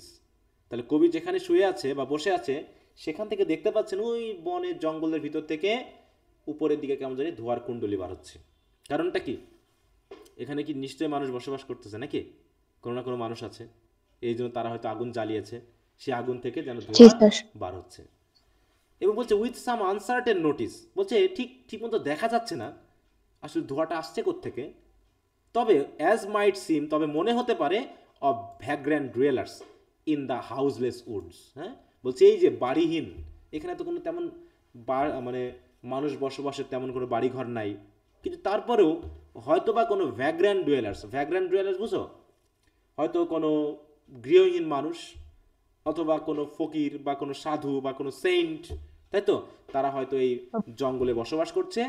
এই যে বলছে অর অফ সাম হারমিটস কেভ, যে হয়তো বা কোনো কেভ, মানে কেভ আছে, যে কেভের ভিতরে কোনো হারমিট বা সাধু ওখানে বসে বসে হয়তো সে তার ধ্যান করছে, রাত হলে পারে বা দিন হলে পারে তার পূজা বা তার মানে কি বলে প্রার্থনার উদ্দেশ্যে হয়তো বা মানে অথবা প্রতিরক্ষার উদ্দেশ্যে হয়তো কাঠ জ্বালিয়ে রেখেছে, যে কাঠ থেকে কি হচ্ছে, ধোঁয়া বার হচ্ছে, আর এই ধোঁয়াটা সাইলেন্টলি আকাশের দিকে উঠে যাচ্ছে কুণ্ডলি পাকিয়ে। সেটা যেন কবি এখান থেকে দেখতে পাচ্ছেন। দেখো বলছে where by his fire the hermit সিস অ্যালন। হ্যাঁ, হয়তো বা কেভের ভিতরে আগুন জ্বালিয়ে রাখা হয়েছে, যে আগুনের পাশে এই হারমিট বসে বসে হয়তো কি করছে, ধ্যান করছে। তাই এরকম একটা ইমেজ এখানে এখানে মেইনলি তৈরি করলেন। হ্যাঁ বলো, কে কিছু বলতে স্যার চাচ্ছো? এখানে হারমিটস কে মানে সাধুর বাড়িটা বুঝাইছে। হ্যাঁ, এখানে বাড়ি বুঝবো না, হয়তো বা কোনো এই যে পর্বত, তার চারিপাশে কি পর্বত আছে না, হয়তো কোনো কেভ বা গুহা যেখানে হয়তো হারমিটটা থাকে। এখানে বাড়ি বললে তো একটা মানে ইয়া বোঝায়, তাই না, একটা লিভিং প্লেসকে বোঝায় যেখানে তোমার একটা নির্দিষ্ট স্থানে যাচ্ছে, নির্দিষ্ট মানে বিল্ডিং টিল্ডিং থাকে এরকমটা। আর কেভ মানে কি, এখানে কোনো বিল্ডিং থাকবে নাকি পাহাড় পর্বতের ফাঁকা জায়গাকে বোঝায়? পাহাড় পর্বতের মাঝে, হ্যাঁ, যেখানে হয়তো সে নির্জনভাবে একাকী বসে হয়তো সে গডের সান্নিধ্য পাওয়ার জন্য হয়তো চেষ্টা করতেছে। তো এরকম একটা পুরো পরিবেশে তিনি যেন নিজেকে মানে কি বলবো, খুবই হারমিট ক্যাপিটাল লেটার কেন? হ্যাঁ বলো, হারমিটের এক্স ক্যাপিটাল কেন স্যার? হারমিটের নাম এখানে ক্যাপিটাল কেন? জি স্যার। এটা তো আমরা কমন নাউন জানি, তাই না? তাই তো, হারমিটের নামটা তো আর কারো নাম না, তাহলে স্যার ক্যাপিটাল হলো কেন? এটাই তো প্রশ্ন। জি স্যার। হ্যাঁ, এখানে কবি মনে করো ওনার নামটা জানেন না, ঠিক আছে, তিনি তাকে ওই হারমিট বলেই চিনলেন, মানে নামটা ওইভাবে আমরা অনেক সময় দিয়ে থাকি না কিছু কিছু কারো কারো নাম। ডক্টর, আমরা কি কোনো নাউন পড়েছি, নাউনের ব্যবহারটা? যেমন প্রিন্সিপাল অমুক, নামের সাথেই অনেক সময় দেখা যাচ্ছে জুড়ে গেছে ওইটা, তখন এই প্রিন্সিপাল পিটা কমন নাউন হলেও ওটাকে আমরা নামের অংশ হিসাবে ক্যাপিটালাইজেশন করি। তা কবি হয়তো বা তিনি তার নামটা জানেন না, কিন্তু তাকে হারমিট বলেই চালিয়ে দিলেন এবং সেটাকে ক্যাপিটালাইজেশন করলেন। এরকম অসংখ্য পাবা, বুঝতে পেরেছ, যেখানে কমন নাউনকে কি করা হয়েছে, ক্যাপিটালাইজেশন করে ব্যবহার করা হয়েছে, এবং যেটা দিয়ে একজন বিশেষ ব্যক্তিকে নির্দেশ করা হচ্ছে। বুঝতে পেরেছ? বুঝেছি স্যার। হ্যাঁ, জি স্যার। কারণ সবসময় খেয়াল করবা কমন নাউন আর প্রপার নাউনের মধ্যে পার্থক্যটা কোন জায়গায়। বলো, এখন এমনও তো হতে পারে যে আমরা প্রপার নাউনকে কমন নাউন হিসাবে ইউজ করছি, তখনও তার আমি স্মল লেটার ইউজ করি নাই, এরকম হতে পারে না? আমরা কি কখনো এরকম পেয়েছি আর্টিকেল পড়তে গিয়ে যে কখনো প্রপার নাউনকে আমরা স্মল কি কমন নাউন হিসাবে ইউজ করি?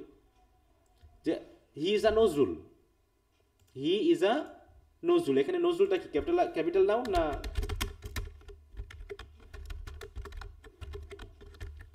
এখানে ক্যাপিটাল, এটা কি ক্যাপিটাল নাউন, এই সরি এটা কি প্রপার নাউন নাকি আসলে কমন নাউন হবে? তাহলে কমন নাউন বলে কি আমরা ক্যাপিটাল ইয়া করব, স্মল লেটার করব? না স্যার, না স্যার। তো এরকম কবিদের কিছু ব্যাপার রয়েছে, বুঝতে পেরেছো, যেটা আমরা পড়ব, যেটা হচ্ছে পয়েটিক লাইসেন্স বলা হয়। পয়েটিক লাইসেন্স, তারা নিজের মতো করে অনেক কিছু ব্যবহার করতে পারে বিশেষ কিছুকে নির্দেশ করার জন্য বা বিশেষভাবে বিষয়টাকে বোঝানোর জন্য। কি কথা বুঝতে পেরেছো? হ্যাঁ, তাই এখানেও এই হারমিট বলতে তিনি হয়তো প্রপার নাউন জানেন না ওনার, কিন্তু হারমিটটাকে হয়তো তিনি এককভাবে নির্দেশ করতে এই কথাটা, এই ক্যাপিটালাইজেশনটা ইউজ করেছেন, ঠিক আছে? তাই বলছে দেখো যে, কারণ কি এখানে অজানা কেউ, দেখো সাম হারমিট মানে কি, এখানে সাম হারমিট মানে এখানে কি আমরা অনেকগুলো হারমিটের কথা বলছি না, একজন হারমিটকে বোঝাচ্ছি, কিন্তু অজানা কেউ, অজানা কাউকে, এইটা কখনো বোঝো? একজন হারমিট কিন্তু অজানা কেউ। হ্যাঁ, আমরা অনেক সময় এরকমটা বলি যে মিলন ইজ কলিং ইউ, এটার মানে কি বলো তো? মিলন ইজ কলিং ইউ মানে কি? মানে অনেকগুলো মিলনের মধ্যে একজন তোমাকে ডাকছে নাকি? না, মিলন নামে কেউ একজন তোমাকে ডাকতেছে, মানে আমি তাকে চিনি না, বুঝতে পেরেছো, আমি তাকে জানি না, মিলনটাকে তা জানি স্যার, কোন যে মিলন সেটা বলতেছে না। হ্যাঁ, এটা অনির্দিষ্টভাবে বোঝাচ্ছে, মিলন নামে একজন অনির্দিষ্ট ব্যক্তি তোমাকে ডাকতেছে যাকে আমি চিনি না, বুঝতে পেরেছো? যে বললো দেখো তো কে ডাকতেছে বলে একজন মিলন তোমাকে ডাকতেছে, মানে একজন মিলন তোমাকে ডাকতেছে মানে কি, মানে তখন এই মিলনটা হয়ে গেছে কি প্রপার নাউন না কমন নাউন বলো তো? Common noun. এটা তো কমন নাউন হয়ে গেছে, অনির্দিষ্ট, যেমন আ ম্যান, আ কাউ, ঠিক একইভাবে আ মিলন, কারণ অসংখ্য মিলন আছে, তার ভিতরে মিলন নামে একজন তোমাকে ডাকতেছে, ঠিক আছে? তো এরকম তাহলে সাম হারমিট মানে কোনো এক হারমিট, এখানে হয়তো কেবে বসে বসে ধ্যান করতেছে, তার কথা এখানে বোঝানো হয়েছে। ঠিক আছে? তো এরকম অসংখ্য ইউজ আছে। তো যাই হোক, বলতেছে where by his fire the hermit sits alone. তাহলে সে হারমিট হয়তো এখানে বসে আছেন এবং সেখানে আগুন জ্বালানো হয়েছে, সেই আগুনের ধোঁয়া কুণ্ডলী আকারে আকাশের দিকে সাইলেন্টলি উঠে যাচ্ছে। কি কথা বুঝতে পেরেছ? তাহলে এই পর্যন্ত আমরা একটা ল্যান্ডস্কেপের একটা বর্ণনা পেলাম, একটা ইমেজারি পেলাম। এই ইমেজারিটা কি বর্ণনা করা যাবে? এটা কয়েকবার রিডিং দিবার দরকার হলে, যাতে এখান থেকে যদি কোনো ইমেজারির বিষয়ে কোনো কোশ্চেন আসে তোমরা যেন এটা লিখতে পারো। মনে থাকবে? জি স্যার, আবারও রিপিট ক্লাসটা করব। জি স্যার। এবার বলতেছে দিস বিউটিয়াস ফর্ম, এই যে দিস বিউটিয়াস ফর্ম, তাহলে কোনটাকে তিনি বিউটিয়াস ফর্ম বললেন বলো তো?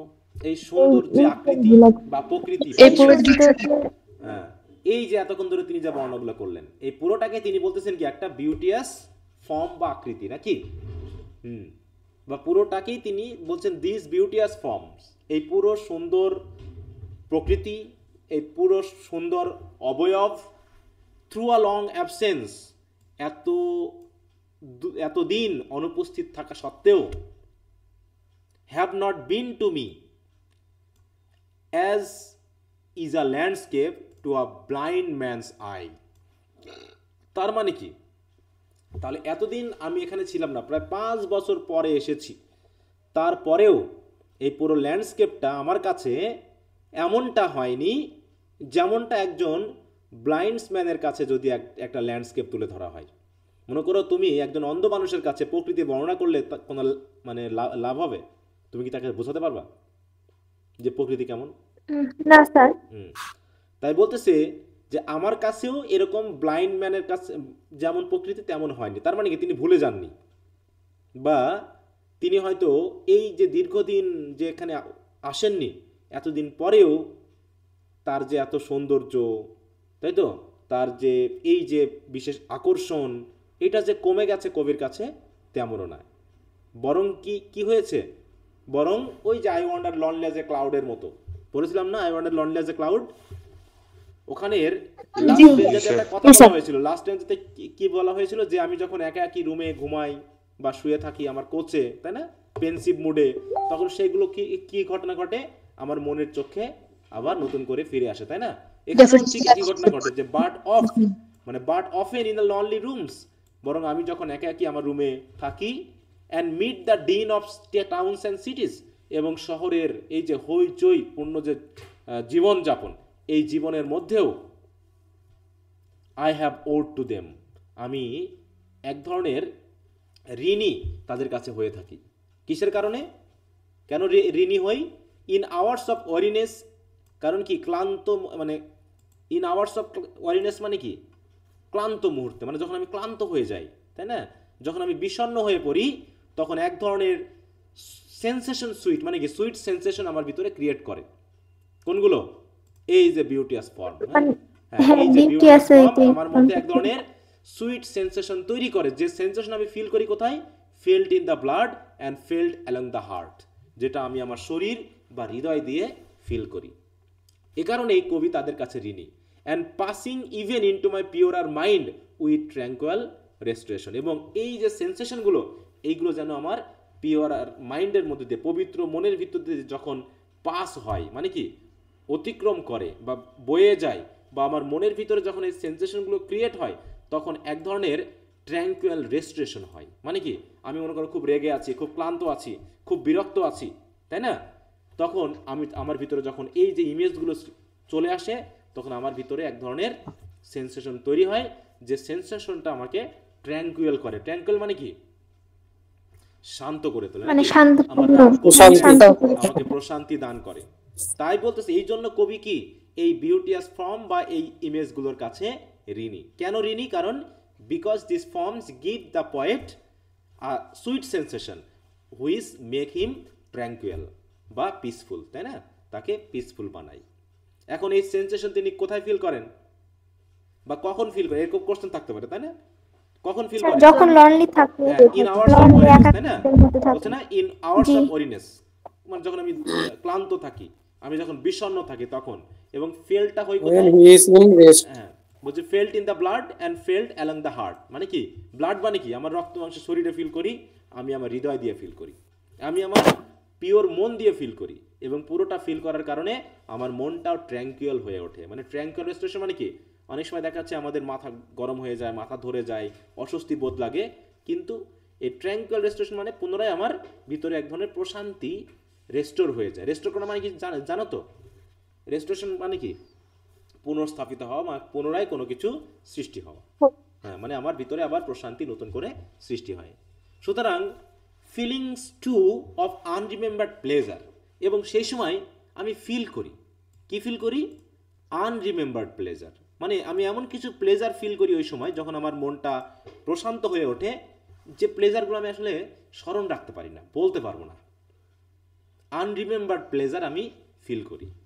সাস পারহ্যাপস মানে হতে পারে এমন pleasure as have no slight or trivial influence on that best portion of a good man's life, his little name, বলছে his little nameless unremembered acts of kindness or and of love. মানে বলতেছে, তিনি আবার বলতেছে যে প্লেজারগুলো কেমন? প্লেজারগুলো তেমন pleasure, তিনি এখন উদাহরণ দিয়ে বোঝাচ্ছেন। যেমনটা প্লেজার আমরা পেয়ে থাকি যে on that best portion of a good man's life, একজন ভালো মানুষের জীবনের সেই সকল কাজকর্মে। কেমন হতে পারে? তার little nameless unremembered acts of kindness and of love.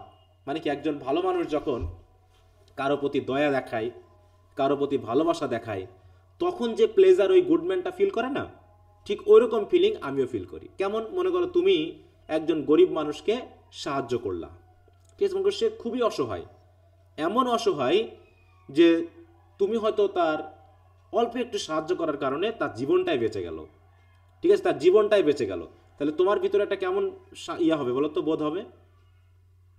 Sir অনেক ভালো লাগে তখন। হ্যাঁ, তাহলে বলতেছে ঠিক ওই রকম প্লেজার আমি ফিল করি, যেটা হয়তো আমি বলতে পারতেছি না, আনরিমেম্বার্ড।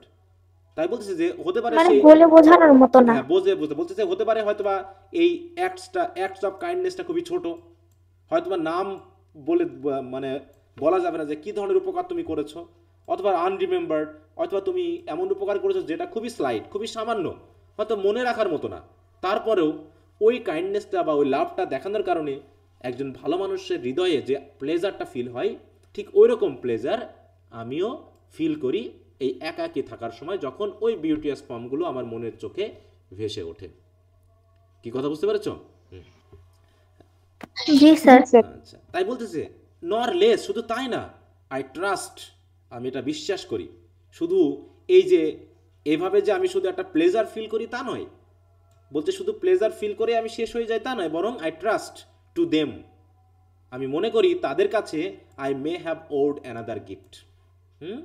আমি হয়তো আর একটা গিফট, মানে যারা ঋণ করে বসেছে, মানে তারা যেন আমাকে আর একটা ঋণ দিয়েছে, তারা ঋণ দিয়ে কি করেছে, মানে আমাকে একদম তাদের কাছে ঋণী করে রেখেছে। হ্যাঁ, তারা হয়তো আমাকে বলতে যে এটা তো শুধুমাত্র উপরের ব্যাপার, হ্যাঁ, উপরের বাহ্যিক সৌন্দর্যের ব্যাপার, যে সৌন্দর্যবোধের কারণে আমি একটা আনন্দ পাই, কিন্তু এই প্রকৃতি বা মানে কি নেচার আমাকে আর একটা এমন গিফট দেয় যে গিফটটার জন্য আমি আরও বেশি ঋণী হয়ে উঠি।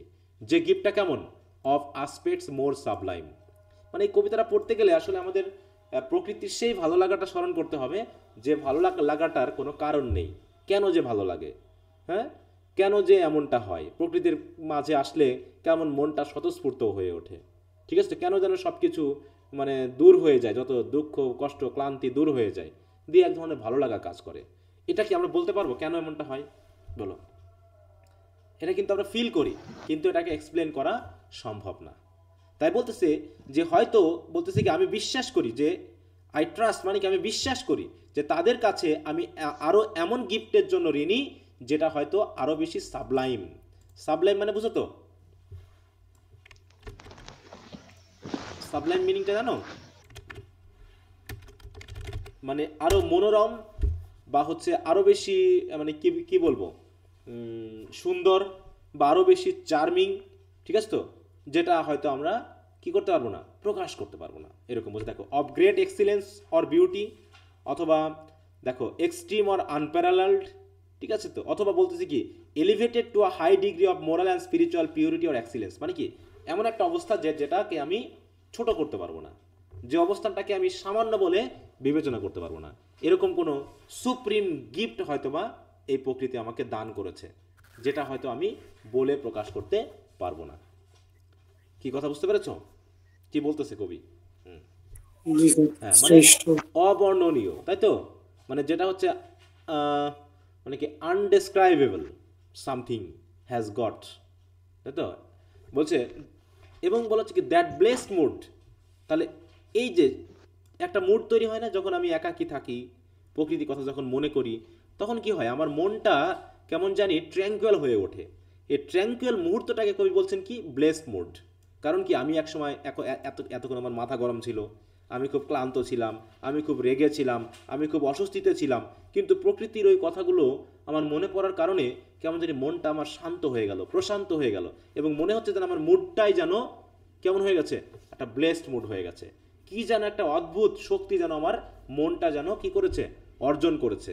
এবং তখন কেমন হয়, ইন হুইচ, যে মুডে, যে অবস্থায়, the burden of the mystery, in which the heavy and the weary weight of all this unintelligible world is lightened, মানে কি যখন আমার মুডটা ওরকম ব্লেসড হয়ে ওঠে, তখন এই পৃথিবীর যত রকমের বার্ডেন মানে বুঝছো তো, বার্ডেন মানে বোঝা, মানে অশান্তি, খারাপ কিছুর বোঝা, এবং হচ্ছে the heavy and the weary weight of all this unintelligible world, মানে কি এই পৃথিবীর যত রকমের বাজে জিনিস, অশান্তকর জিনিস, হেভি জিনিস, ক্লান্তিকর জিনিসগুলো কেমন যেন কেমন হয়ে যায়, লাইটেন হয়ে যায়, মানে কি হালকা হয়ে যায়। আমার মনে যতই কষ্ট থাকুক না কেন, কেমন জানি কষ্টগুলো দূর হয়ে মনটা যেমন কেমন হালকা হয়ে যায়। আমার ভিতরে যতই রকমের মানে ক্লান্তি বা শরীরে যত ক্লান্ত থাকুক না কেন, কেমন জানি আমার শরীরটা হালকা হয়ে যায়। কখন হালকাটা হয় বলো? যখন প্রকৃতির কথা মনে পড়ে, প্রশান্ত ভাব সৃষ্টি হয়, তাই না? তখন এই পৃথিবীর যত রকমের হেভি অ্যান্ড ওয়ারি ওয়েট, এই হেভি অ্যান্ড ওয়ারি ওয়েট মানে বোঝাচ্ছে কি মানসিক বা শারীরিক সাফারিং হতে পারে, কষ্ট হতে পারে, মানে যা কিছু আমাদেরকে কেমন করে দুঃখদায়ক একটা পরিস্থিতির মধ্যে ফেলে যায়, একটা অশান্তকর পরিবেশের মধ্যে ফেলে দেয় এই পৃথিবীর, মানে আনইন্টেলিজেবল ওয়ার্ল্ডের, না পারিবারিক কারণ হতে পারে, অর্থনৈতিক কারণ হতে পারে, সামাজিক কারণ হতে পারে, কাজের চাপ, প্রেসার, চাপ হতে পারে, সবকিছু কেমন জানি লাইটেন্ড হয়ে যায়, হালকা হয়ে যায়, ঠিক আছে তো। এবং বলছে এইটাকেই বলছে কি কবি যেন একটা আশীর্বাদ বলতেছে, না একটা গিফট বলতেছে। গিফটটা কোনটা? এই ব্লেস মুডটাই হচ্ছে এই গিফট, যে অন্তত গিফট হিসাবে আমি এমন একটা মুড পেয়ে যাই, যে মুডটা আমাকে পৃথিবীর সব জঞ্জাল থেকে আমাকে আলাদা করে ফেলে এবং আমাকে এক ধরনের প্রশান্ত পরিবেশ দান করে। তাই বলছে that serene and bless mood, এই যে ব্লেস মুডের কথা আবার বলতেছে, সেই শ্রীন মানে বুঝছো তো, শ্রীন মানে কি? না স্যার বুঝি না। এটা হচ্ছে দেখো কাম অ্যান্ড পিসফুল অ্যান্ড আনট্রাবলড অর ট্র্যাঙ্কুয়াল, একই কথা। হ্যাঁ, মানে একদম এক ধরনের প্রশান্ত, যেটা আমরা বলতেছি। হ্যাঁ, ওয়ার্ড কিন্তু ঘুরে ফিরে একই। হ্যাঁ, দেখো এই যে আমরা কিছু কিছু ওয়ার্ড পড়তেছি, যেমন কপসেস অ্যান্ড গ্রুপস, একই সেন্স বোঝায়। হ্যাঁ, কোনটা বড় কোনটা ছোট অবস্থানকে বোঝায়। তারপর হচ্ছে কাম, পিসফুল অ্যান্ড আনট্রাবলড, এটা হলো শ্রীন, প্রশান্ত, যেটা বাংলা কথা।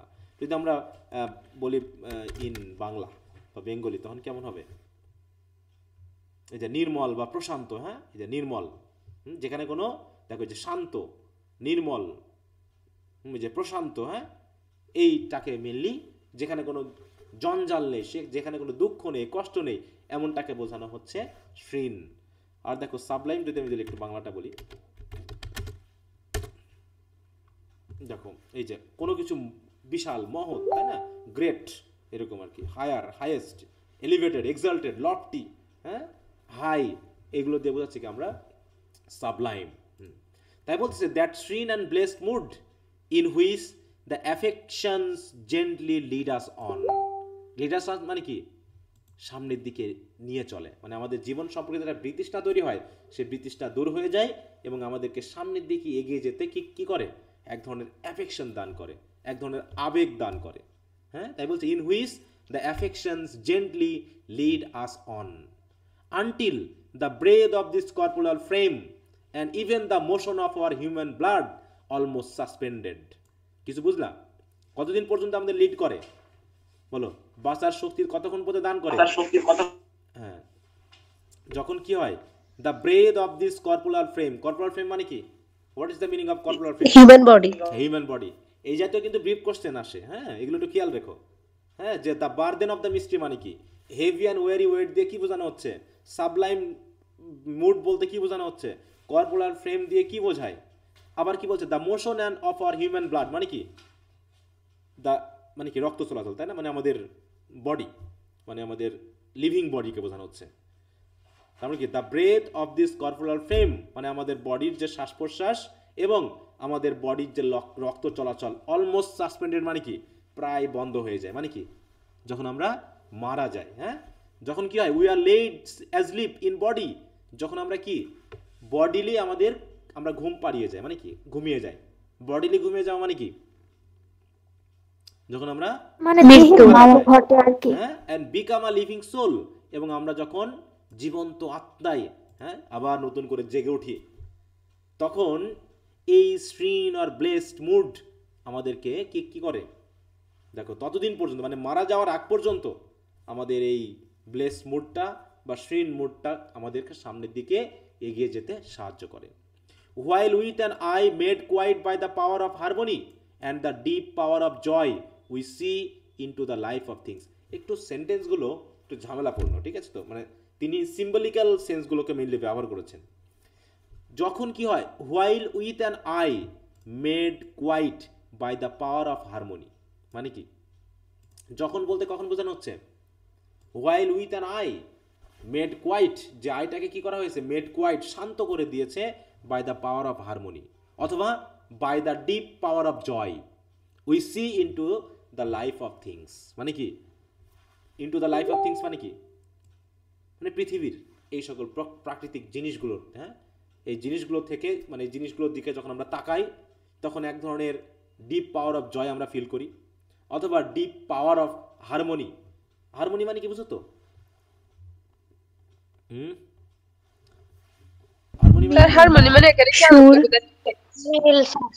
হারমোনি মানে হচ্ছে সঙ্গবদ্ধতা, একাত্মতা, মানে প্রকৃতি। আচ্ছা, প্রকৃতি থেকে আমরা আলাদা নাকি আমরা প্রকৃতির একটা অংশ? প্রকৃতির একটা অংশ। আমরা প্রকৃতির একটা অংশ। অতএব যখন আমরা ওই পাওয়ারটা ফিল করি, যে আমরা প্রকৃতির অংশ হিসাবে, প্রকৃতি আমাদেরকে তার কোলে আশ্রয় নিলে পারে আমাদেরকে শান্ত, হ্যাঁ, একটা প্রশান্ত মন দান করে, তাহলে এইগুলো যখন আমরা ফিল করি তখন এক ধরনের পাওয়ার ক্রিয়েট হয়, যে পাওয়ার দ্বারা কি হয়? আমাদের আই কোয়াইট হয়ে যায়, শান্ত হয়ে যায়, আমাদের চোখটা যেন অটোমেটিক বন্ধ হয়ে আসে। যেমন আমরা একটু আরাম পাইলে কেমন করি? ঘুমিয়ে পড়ি না? একটু আরাম পাইলে চোখ বন্ধ করি না? মনে করো তুমি একটা পুকুর পাড়ে গিয়ে, হ্যাঁ, ওপেন ফিল্ডের উপর চোখ বন্ধ করে শুয়ে আছো, একটা আরাম ফিল করছো নাকি? তো এরকম কবিও যেন তাই বলতেছে, যখন আমরা মারা যাই না তখন আমাদের আইটা ঠিক ওইরকম ভাবে কোয়াইট হয়ে যায়। কিসের দ্বারা? ওই প্রকৃতির বিভিন্ন লিভিং ফর্ম থেকে পাওয়া যে পাওয়ার, যে আনন্দ, যে একাত্মতা, সে একাত্মতায় যেন আমরা একাকী হয়ে মানে কি হয়ে যায়? মিশে যায়। তার মানে কবি এখানে মৃত্যুকে কঠিন কিছুভাবে দেখতেছেন না, তিনি দেখতেছেন কি? মৃত্যুও একটা মাধ্যম, যে মাধ্যমে আমাদের সোলটা লিভিং হয়ে ওঠে এবং এই লিভিং সোলটা প্রকৃতির সাথে মিশে যায়। ঠিক আছে তো? প্রকৃতির সাথে মিশে যায় এবং মিশে যাওয়ার মাধ্যমে আমাদের শারীরিক যে আয়, সে আয়টা হয়তো বা থাকে না, কিন্তু প্রকৃতির বিভিন্ন উপাদানের মধ্যে আমরা সেই একাত্মতা বা সেই জয় আমরা ফিল করতে পারি। ঠিক আছে? এই কথাগুলো তিনি এখানে বলছেন। কখন এই ফিলটা হয়? এই কবি এই ফিলটা কখন করেন? যে এত গভীর ফিলিং তিনি পাচ্ছেন, গভীর মানে কি বলবো, এক ধরনের মায়া, মমতা বা এক ধরনের সেন্স তিনি পাচ্ছেন, এটা কোন সময়ে হয়?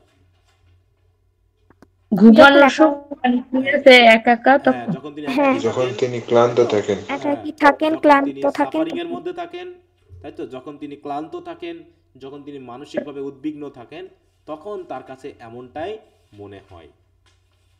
ঠিক আছে তো? স্যার আমার আরেকটু বুঝাই দিন এই লাইনটা একটু স্যার, যে until the breath of this corporeal frame, এইখানটা একটু বুঝাই দিন। আচ্ছা, আমি একটা বাংলা সেন্টেন্স দিয়ে বলি যে I will be living till I die মানে কি? মৃত্যুর আগ পর্যন্ত আমি বেঁচে থাকবো। মৃত্যুর আগ পর্যন্ত আমি বাঁচবো, ঠিক আছে তো? তা এটাও সেই একই কথা বলতেছে। এই যে অ্যাফেকশনগুলো আমরা পাই যখন আমরা প্রকৃতির মাধ্যমে একটা সিন বা ব্লেস মুডটা পাই, সেই মুডে যখন আমাদের একটা অ্যাফেকশন বা আবেগ তৈরি হয়, সেই আবেগ আমাদেরকে পরিচালনা দান করে। কতদিন পর্যন্ত পরিচালনা দান করে বলো? কতদিন পর্যন্ত? মৃত্যুর আগ পর্যন্ত। যতদিন না পর্যন্ত আমাদের কর্পোরাল ফ্রেম থেকে ব্রেথ হারিয়ে যাচ্ছে। এই বডি থেকে ব্রেথ হারিয়ে যাওয়া মানে কি? মৃত্যু না ঘটা পর্যন্ত আর কি। হ্যাঁ, মানে আমাদের শরীর থেকে ব্রেথ হারিয়ে যাওয়া মানে কি? সাসপেন্ড হয়ে যাওয়া মানে কি? এক কথায় বলো। মৃত্যু ঘটা আর কি, মৃত্যু হওয়া। এটা দিয়ে তিনি বোঝাতে যাচ্ছেন যে মৃত্যু মানে কি? আনটিল আই ডাই, মানে এই কথাটার মানে হলো until I die. Human body suspend হওয়া মানে হিউম্যান বডির ভিতরে রক্ত চলাচল সাসপেন্ড হওয়া মানে কি? মানে মানুষের মৃত্যু হওয়া আর কি। কখন রক্ত চলাচল করে না আমাদের ভিতরে? যখন একটা মানুষ মারা যায়।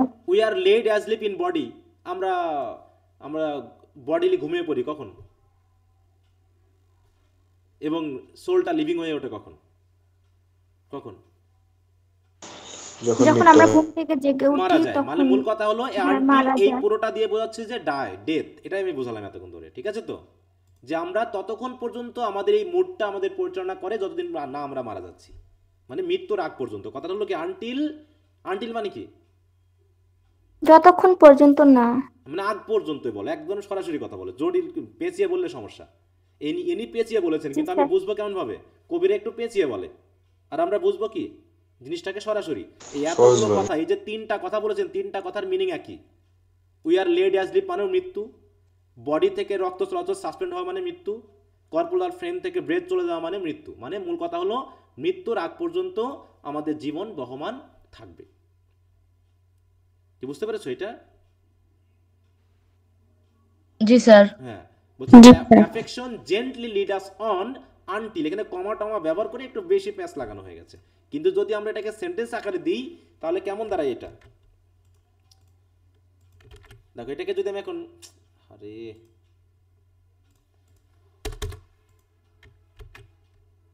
দেখো আমি এটাকে একটা সেন্টেন্সে রূপান্তর করি। আমি এসব কেটে দিলাম, ঠিক আছে তো? এটা দিয়ে আমি পুরোটাকে যদি আমি ধরি, এই পুরোটা মানে হচ্ছে মারা যাওয়া, মানে হচ্ছে আনটিল দ্য ডেথ। তাহলে কি কি বোঝাচ্ছে? এই অ্যাফেকশনগুলো লিড করে, জেন্টলি কথাটা বাদ দিলাম মনে করো, তাহলে এখানে সাবজেক্ট কে? এখানে সাবজেক্ট কে?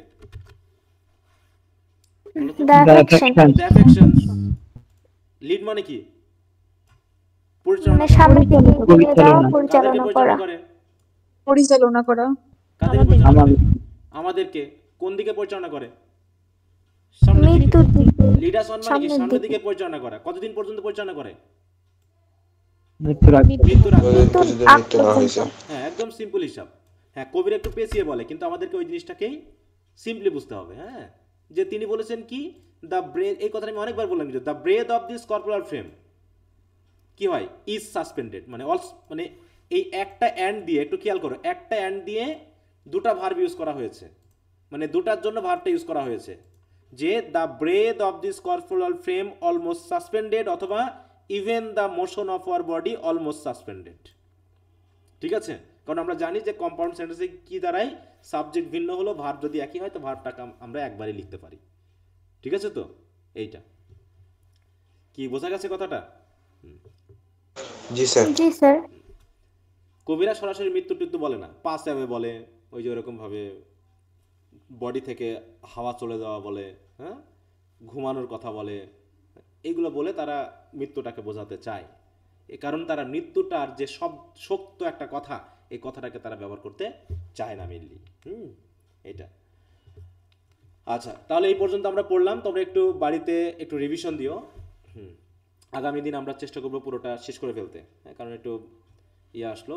আর পরবর্তী ইজি আছে, কারণ প্রথম দিকে একটু বেসিক আলোচনা, বেসিক কথাগুলো আছে, তারপর থেকে বেশ ইজি আছে।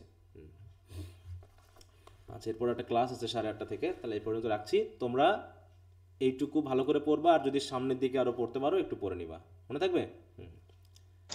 Okay sir. আচ্ছা তো ঠিক আছে, সবাইকে একটু শীটটা শেয়ার করে দিন। বাই। আসসালামু আলাইকুম। আসসালামু আলাইকুম। আসসালামু আলাইকুম স্যার। Thank you, sir.